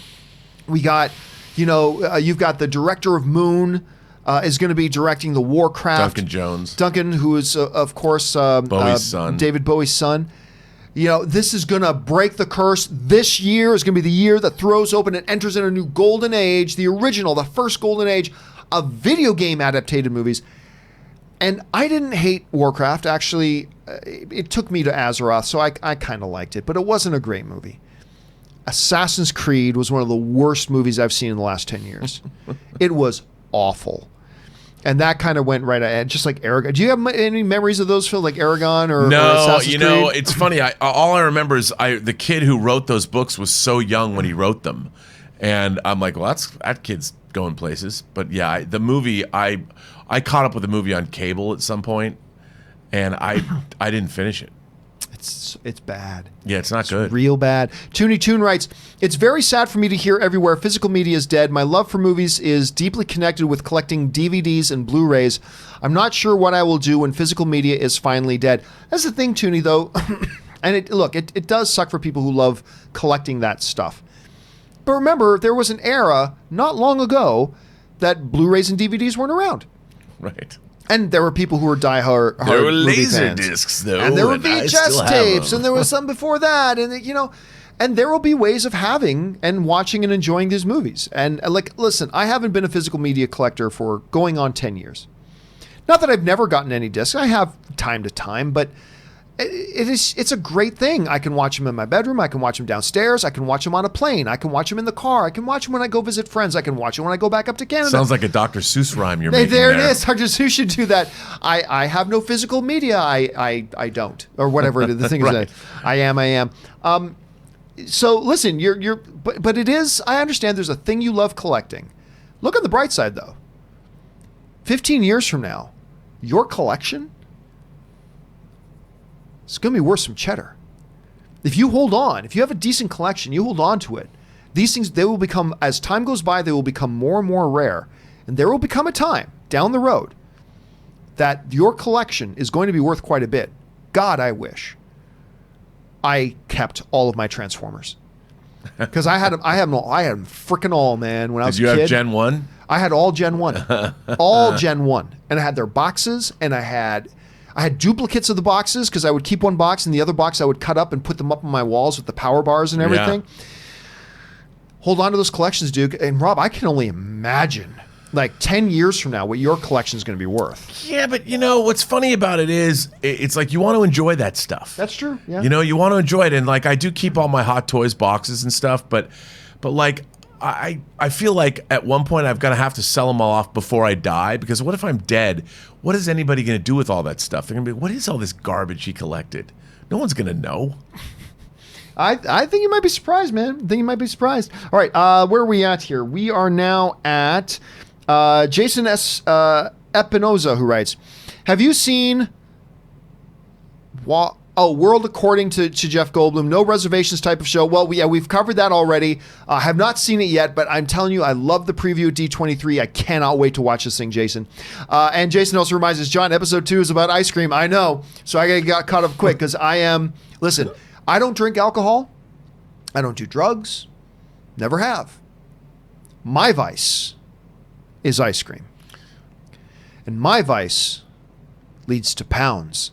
But I love my ice cream, ladies and gentlemen. And so, yeah, that thing is going to be something I'm definitely going to be checking out, Jason. Marie Seifring writes, according to this morning's box office numbers, Joker needs another $12.2 million worldwide to reach $1 billion. Love the show. Wow. Hey, listen, we said before, look, I said I don't think Joker will get to $1 billion, and it still might not. But I said it very well could, but it's going to be razor close. If it falls short, it's going to be just this short. If it crosses the line, it's just going to barely cross that line. Look, though, let's be clear about something. Let's say it does not reach that $1 billion mark. Because at this point in its 6th, 7th, 8th week, it's 12 million is still a lot. It's got to go. Let's say it doesn't. Don't think for a second that undermines the incredible accomplishment. It's like, it's a disappointment of the movie, but if it made $15 more, it would have been an incredible movie. It doesn't matter at this point whether it crosses $1 billion. That's just a symbolic number at this point. And there are going to be people, I know this, Rob, there are going to be people that are going to try to spin some kind of negative web on this and say, it didn't reach $1 billion. It's not that successful. Get out of here. It was super insanely successful when it crossed 700 million. Everything after 700 million is just cheddar. So maybe it crosses that line, maybe it doesn't. Maybe it just gets over it, maybe it falls just short. It doesn't matter. It's an insanely successful accomplishment. And if it can hit that milestone, that symbolic milestone, great. If it doesn't undermine its accomplishments in the least. And I just hope people keep that in mind. But at this point, Rob, still got 12 million to go.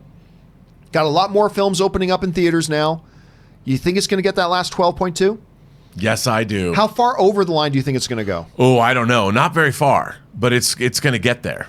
I think it's going to get there. Worldwide, it's going to get there.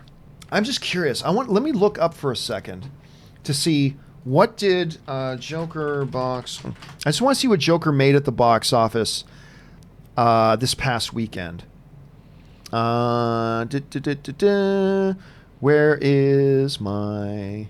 Okay, so Joker made last weekend, it made 9. Made 9 last weekend. That's pretty damn good. And that's just Oh, and it's domestic, or is that worldwide? That's domestic. Made 9 domestic. So but it's pretty much it made next to nothing worldwide though last weekend. So you're gonna guess it's gonna make about 4 or 5 this coming weekend. So it's gonna be close. Got the week. It's got this week. It's still got, So it's gonna be close. It's gonna be close. One way or the other, it's gonna be close. All right, let's move on here. What's next? We've got up next Luca G, who writes, "Sup, John? What's your favorite Tarantino film besides what's PF? Pulp Fiction. Pulp Fiction? But Pulp Fiction isn't my favorite film. I actually bounce back and forth between 2 particular films, Inglourious Bastards and Django. Those are actually my 2. Pulp Fiction, a lot of people will go Pulp Fiction. That's great. A lot of people go Reservoir Dogs. That's great. Inglourious Bastards and Django are my 2 personal. Do you got a personal favorite? I'm a Reservoir Dogs fan. It's great. It's his first film. I was blown away by it. I still love it.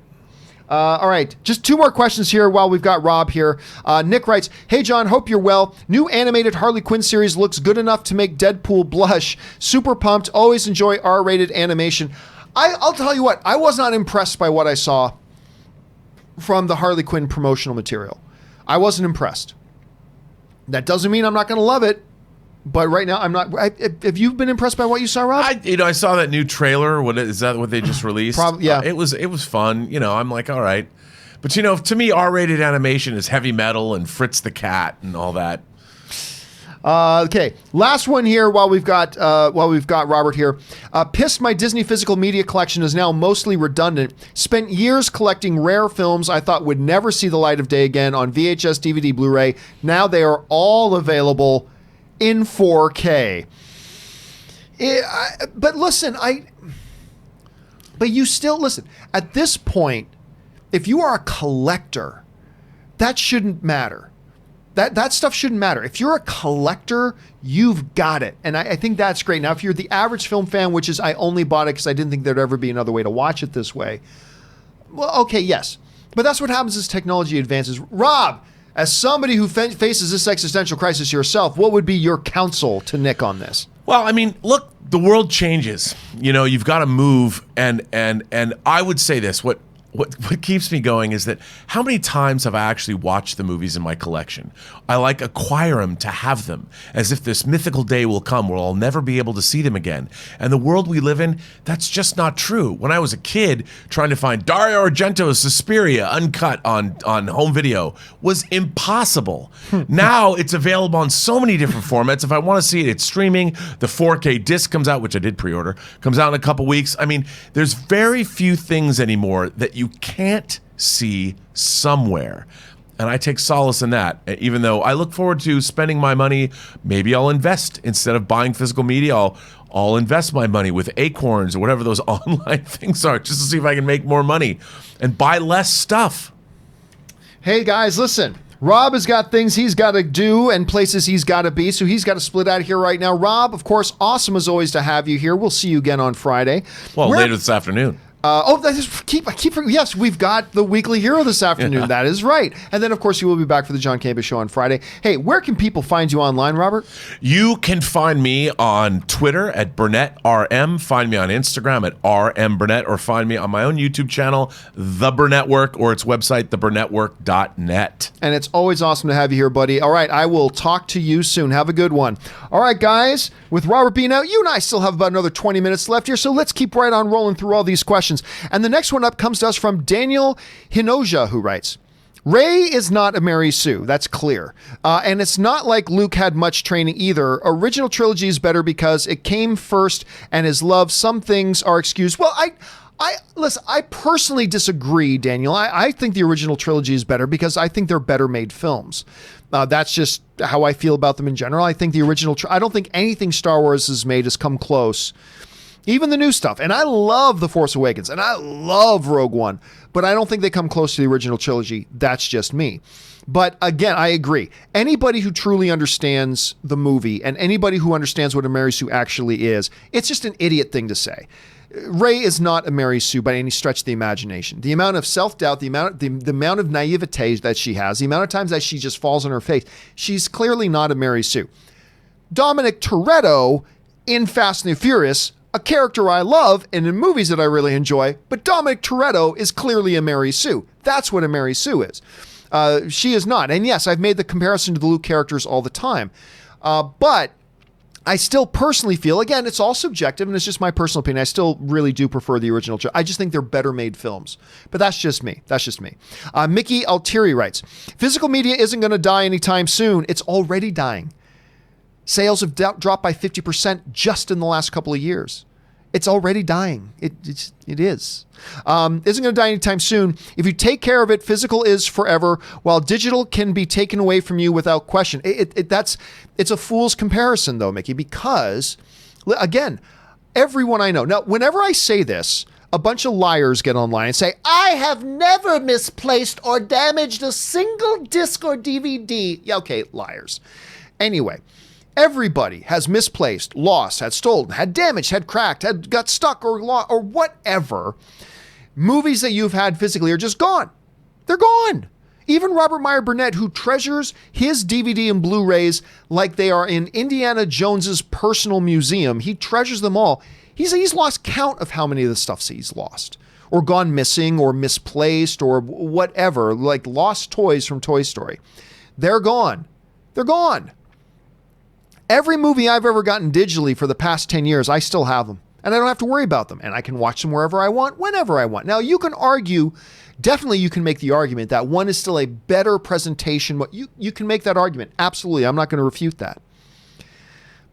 But the fact of the matter is, you can say it's going to die anytime soon, but it's not up for debate.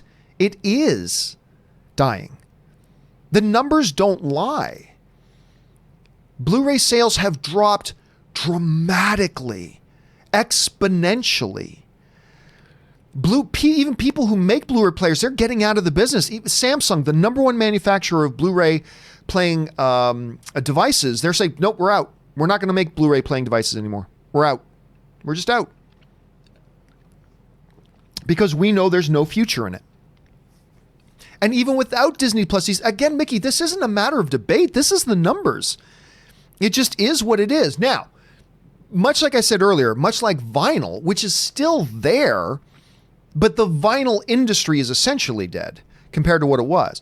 There will always be some semblance of physical media, Blu-rays and discs and stuff like that. There will always be they will always exist.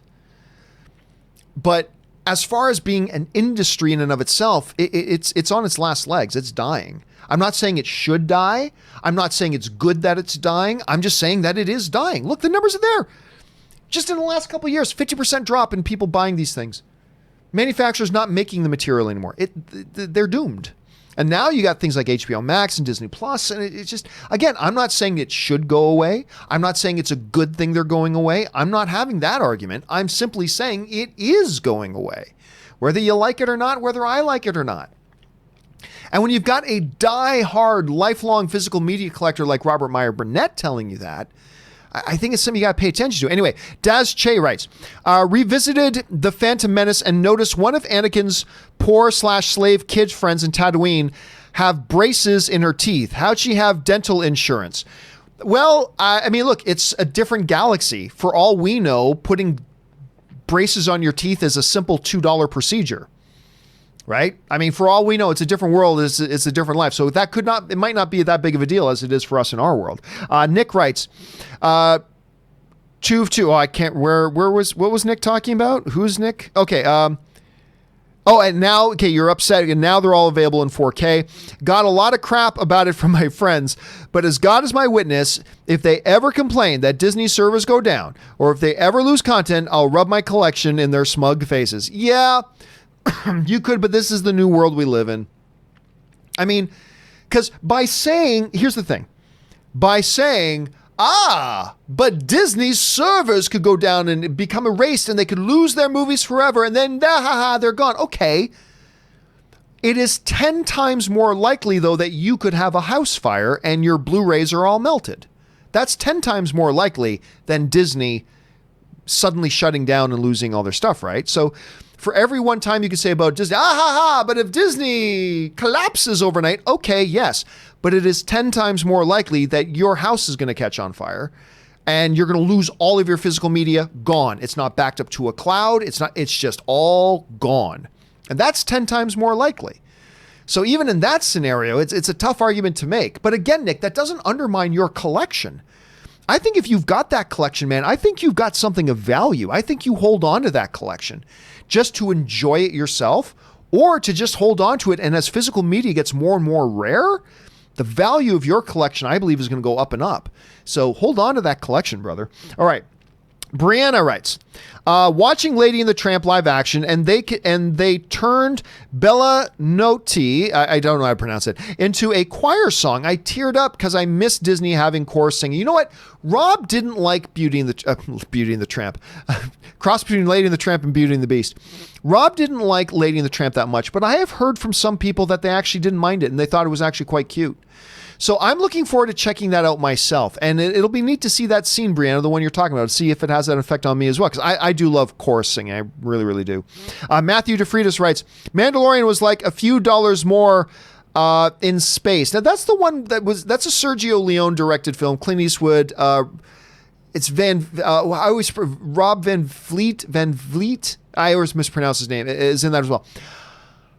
I mean, I see a little bit of that because, look, there is the clear Sergio Leone influence on Mandalorian. Like, one of the things I said on Dark Side, Light Side yesterday was, right at the beginning, all it was missing from the opening was, as I tried to whistle this,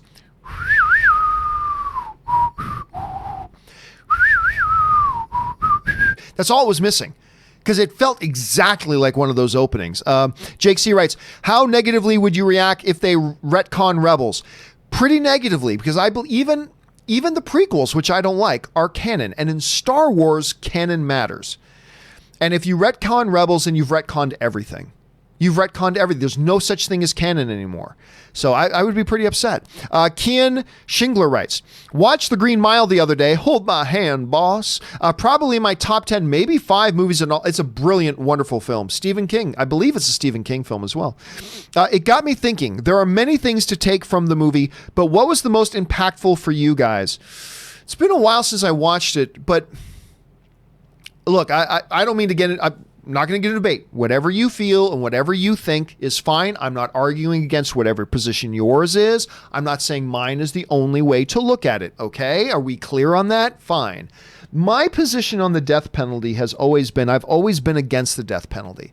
And the reason I am particularly against the death penalty is different from why a lot of other people might be against it, but is simply this, is that I believe if one innocent man is ever executed and put to death, and how many times have we seen it play out that like last minute or prisoner on death row gets exonerated at the last minute? That means there have been people that have not gotten exonerated in time before they've gone to the chair or the hollows or whatever.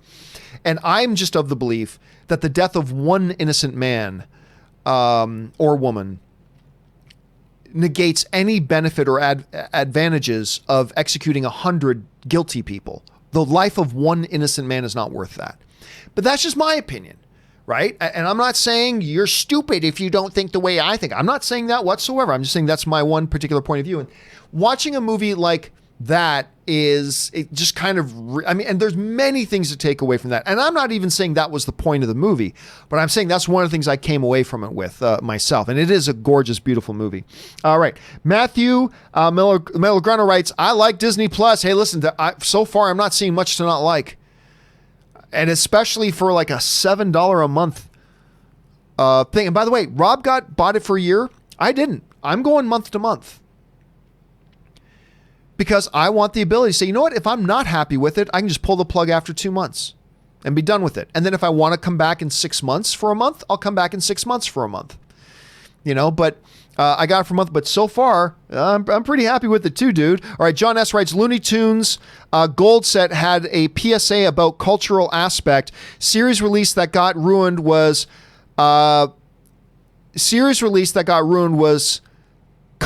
complete. Tom and Jerry released first, 26 episodes, then said 2 episodes would be cut. And listen, I get it. I get it. I wouldn't cut them myself.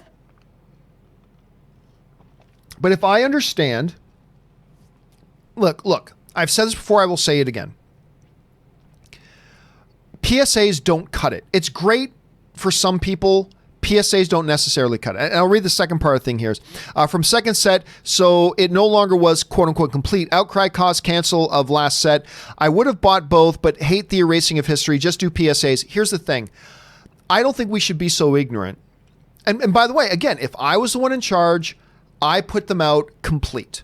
If I'm in charge, I release them as complete, and I put in the little disclaimers and the things, and that's what I do. So that's what I would have done. However, I think it would be ignorant of us to say, you know what, for somebody else to say, you know what, there are episodes of this stuff that was done, and granted it's a reflection of its time, but are clearly going to be hurtful to some people. Not just, I'm mad at you for doing it, but no, like hurtful to certain people and groups of people. And has the potential to, again, not just get people mad, but actually legitimately cause hurt. And I think it would be ignorant of us to go, no, I see no argument there to me. Yes, there is. I'm sorry, there is an argument to be made there. So again, I would be of the position myself that I would release the whole thing. But if I had an executive come to me that I worked for and said, we have made the decision not to put this out because we just don't believe that the benefits of putting it out outweigh the fact that there are people who are fans of ours that we will literally cause pain to, emotional pain and hurt to, if we put these out and just remind them of, certain mentalities and whatever that were around. Again, not the decision I would make, but I understand it. And I can respect that. If your motivation is, hey, listen, there are people, our content, this old content might actually hurt. And we just don't want to hurt people. I can respect that. It's not what I would do. Again, I think the PSAs and stuff like that, but I think you have, if you're human, I think you at least have to take the position that I can understand that. I can at least understand somebody taking the point of view as, I don't want to put this out because I am afraid that I could actually cause somebody to hurt if I do this.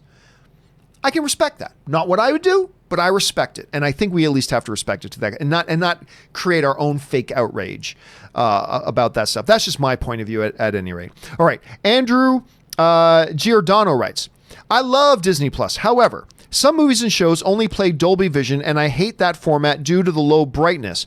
I'd rather use HDR10, but it doesn't give you the option to choose a desired one. This is something at your expense, my brother. Let me tease a little bit.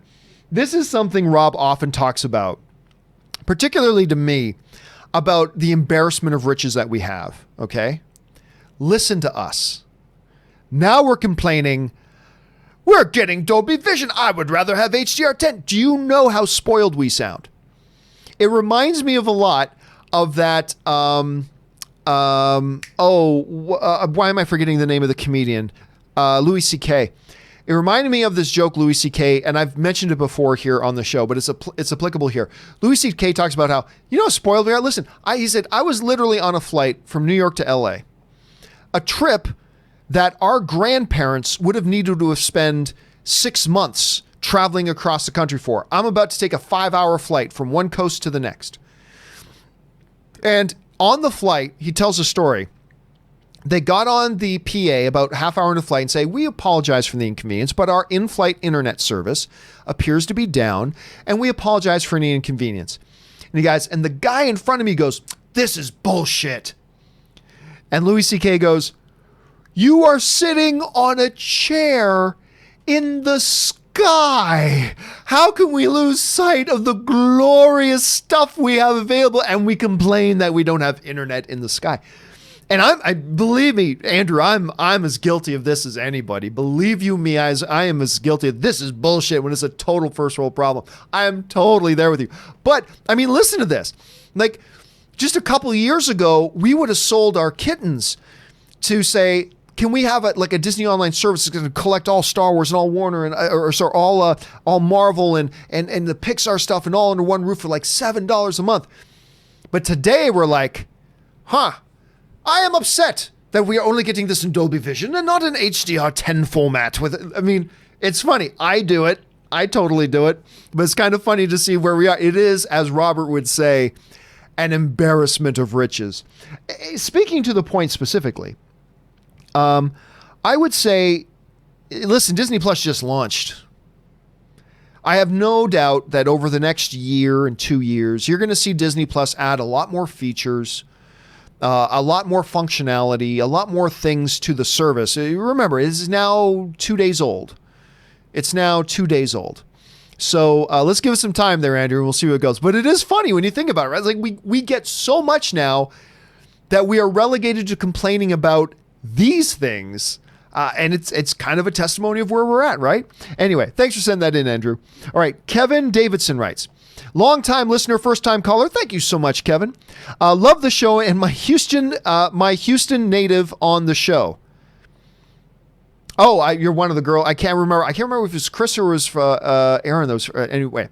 Love hearing shout-outs to Alley Theater, NASA, etc. Keep up the great and positive work. Thank you so much. And don't forget, guys, tomorrow is Thursday, and that's No Pants Thursday with Aaron and Chris. Although, I should let you know, Aaron will not be on the show tomorrow.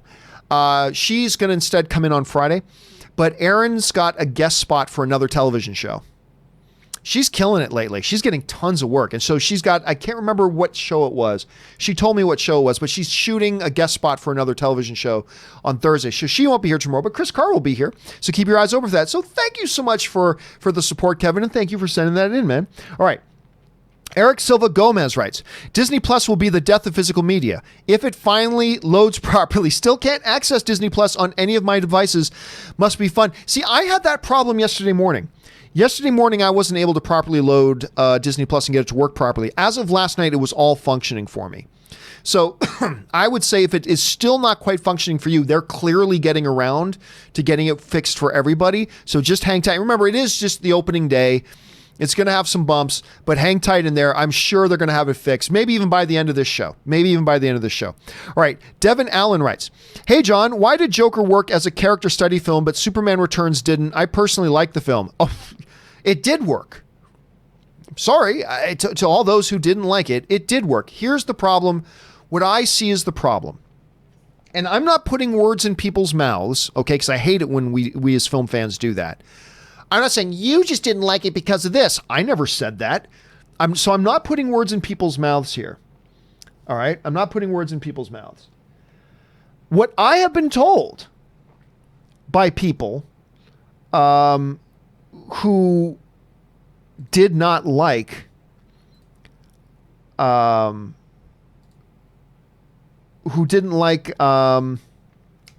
of Steel.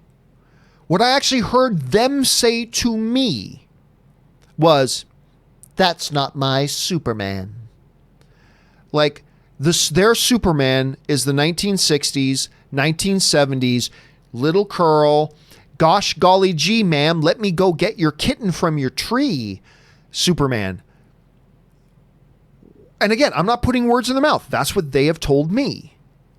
My response is, that's all well and good if Man of Steel took place in the early 60s. That's fine. That Superman would feel completely disingenuous and ungrounded and unreal and unbelievable set in a modern era. The modern Man of Steel is a character study of a kid torn between, he doesn't know what his identity even is or who or what he is. He spends a lifetime just trying to figure out and understand who he is, what he is, where he comes from. Discovering he's got these powers of the gods and then discovering what his actual origin is. And within 24 hours of finding all that, facing a global crisis of an alien race of super beings show up that are military trained, and he has to deal with them and where that leads him. And I think it was an incredibly underrated, magnificent film on so many levels that is better.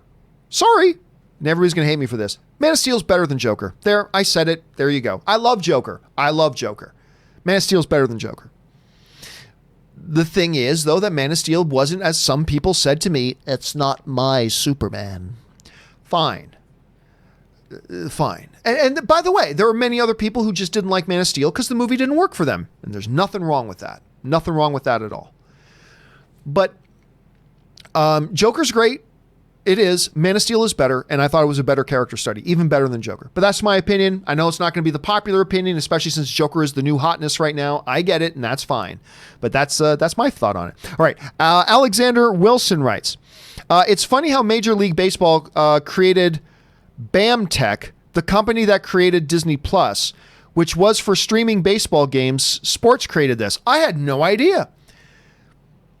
I mean, Disney created Disney Plus, but if you're talking about some of the streaming technology that they're using to build the platform, that's really interesting. Hey, listen, sports innovation pushes a lot of innovation amongst other industries. Absolutely. As a matter of fact, you know what one of the biggest influences in the evolution of media has been over the past 50 years? Porn. I'm not trying to get unfamily friendly here, but the fact of the matter is this, that back in the day, a lot of people forget about these now. Like, people remember the Blu-ray and what was the HD DVD versus Blu-ray battle that started, and then ultimately I think it was HD DVD that died out, and Blu-ray became the de facto standard. Well, before discs, there was a similar battle in the world of taped media. There was Beta versus VHS, and that was the big battle. So when you would go to the video store and you wanted to rent a movie, not only did you have to find the movie you wanted, you had to find the movie you wanted in the format that you had the player of, because you either had a beta player or you had a VHS player. And the thing that ultimately was probably the primary thing that determined the result of VHS coming out on top and becoming the de facto standard for media at the time and spelt the death of Betamax was actually the fact that the porn industry chose VHS. And everything else after that fell like dominoes. And then VHS became the predominant thing. And sports has also, in many ways, been the innovator of a lot of technology that we use in modern media. So that's a great observation. And I've never even heard of BAMTech. Never even heard of it. All right. Dennis Haina writes, one of two. When the Sonic look came out, the studios decided to change it. John stated it sets a dangerous precedent to change over crowd reaction. With the overwhelmingly positive reaction to the new look and the positive outlook for the film, do you still stand by your original comment? Absolutely. Absolutely, I do. Because, I'm not going to get into it. But yes, I absolutely 100% stand by my comment. I absolutely 100% stand by it. And I'm not going to get into an argument to try to convince people to think otherwise. That's not my job. But I 100% stand by it. And if anything, it only more proves my point. And we'll just see when the movie comes out. All right, J Meister 25 writes, still going to build up my MCU Blu-rays. Shrugs. Absolutely. I think if you enjoy, I've said this before, I'll say it again. If you enjoy physical media and you like collecting that stuff, now more than ever, you should be buying it. I'm not trying to discourage anybody from buying physical media. I think if anything, the forthcoming death of physical media is an even more incentive that if you enjoy collecting physical media, you should be buying physical media now more than ever. And then hang on to it, because I think it's going to become worth something as more and more physical media becomes rare. All right. Donaldo Martinez writes, with Disney Plus releasing Star Wars 4K, does that eliminate the possibility of a 4K disc in the future? That's the billion-dollar question. Listen, I don't think that within the next 2 years, Disney is going to stop putting out their material on physical media. I believe that time is coming, but I don't think it's within the next 2 years. And since they're going to continue to put out stuff over the next 2 years, I think that is still a possibility. But we'll have to wait and see. Donaldo also writes, fun fact, did you know the writer from X-Men 1 and X2, David Hayter, was also the voice actor for the Metal Gear Solid series? I never knew that. That's a completely new fact to me. Thank you for sharing that, Donaldo. I think a lot of people are going, really? And now everybody's going to IMDb to look that up. I think that's really cool. All right. Final question of the day, guys. And then we got to wrap things up here. Joshua Liming writes, with no rated R movies or mature content on Disney Plus, will Hulu eventually become Disney mature for new content? I don't believe that that's what is coming. I believe that is the case right now. Like the other day we talked about on the show how they've announced that FX, the network that now belongs to Disney, that all of FX stuff is going to make Hulu its streaming home, because a lot of FX stuff is R-rated kind of stuff. And all of FX stuff is going to make Hulu its streaming home. And FX was going to start making 4 original shows exclusively for Hulu. So I absolutely believe that not only is it coming, I believe it's now here, that Disney's going to put the vast majority of their stuff on Disney Plus, but all the more adult leaning stuff and R-rated stuff and mature theme stuff, you're going to see go over to Hulu. And I think you're going to get a left-right combination here that I'm very excited about, because I like Hulu. I like Hulu very much. And I think we're not only seeing that now, but I think it is going to become a de facto kind of thing. Now, let me just take a quick search here to see if there's any particularly large super chats I should address. Let's do Jesse, who writes one of two. Watched The Mandalorian last night and thought it was excellent. This may sound blasphemous, but it's the first bit of Star Wars content I've seen in its entirety. Hey, listen, 2 of 2. So now I'm planning on a movie marathon thanks to Disney Plus to watch all of Star Wars for the first time, except maybe the prequels. And hey, listen, I'm a prequel hater. But if you watch the other Star Wars stuff and you love it, even I will tell you, give the prequels a shot, because there are people out there who actually quite enjoy the prequels. There are people who really do like the prequels. And just because I don't like them doesn't mean you won't like them. So I would recommend watch all the other Star Wars stuff first. But if you like it, go give the prequels a shot. Because while I'm not one of the people who like it, you very well may be. So go give it a shot if you do enjoy it. But that's one of the great things about The Mandalorian, is that it's turning not just more Star Wars fans happy, it's turning other people into Star Wars fans. So that's one of the great things. All right. And then Wayne Edwards writes, and thank you for the large super chat, Wayne. We appreciate that. Being a 49-year-old lifelong Star Trek and Star Wars fan who hated The Last Jedi and loved Star Trek Discovery, I must say I had a lot of fun with The Mandalorian. Curious about what comes next. I am too. And you are like me, that I really love Star Trek Discovery. Rob hates it, but I really like it. And I quite enjoyed The Last Jedi. I mean, I've got my issues with it, but I quite enjoyed it. You didn't like it, whatever. But The Mandalorian seems to be one that the vast majority of people, at least in the Star Wars fan community, seems to really be enjoying. And I think that's wonderful and great. And you're right. Listen, I'm not just curious about what comes next after The Mandalorian and Obi-Wan. I'm curious about what comes next, as in Friday.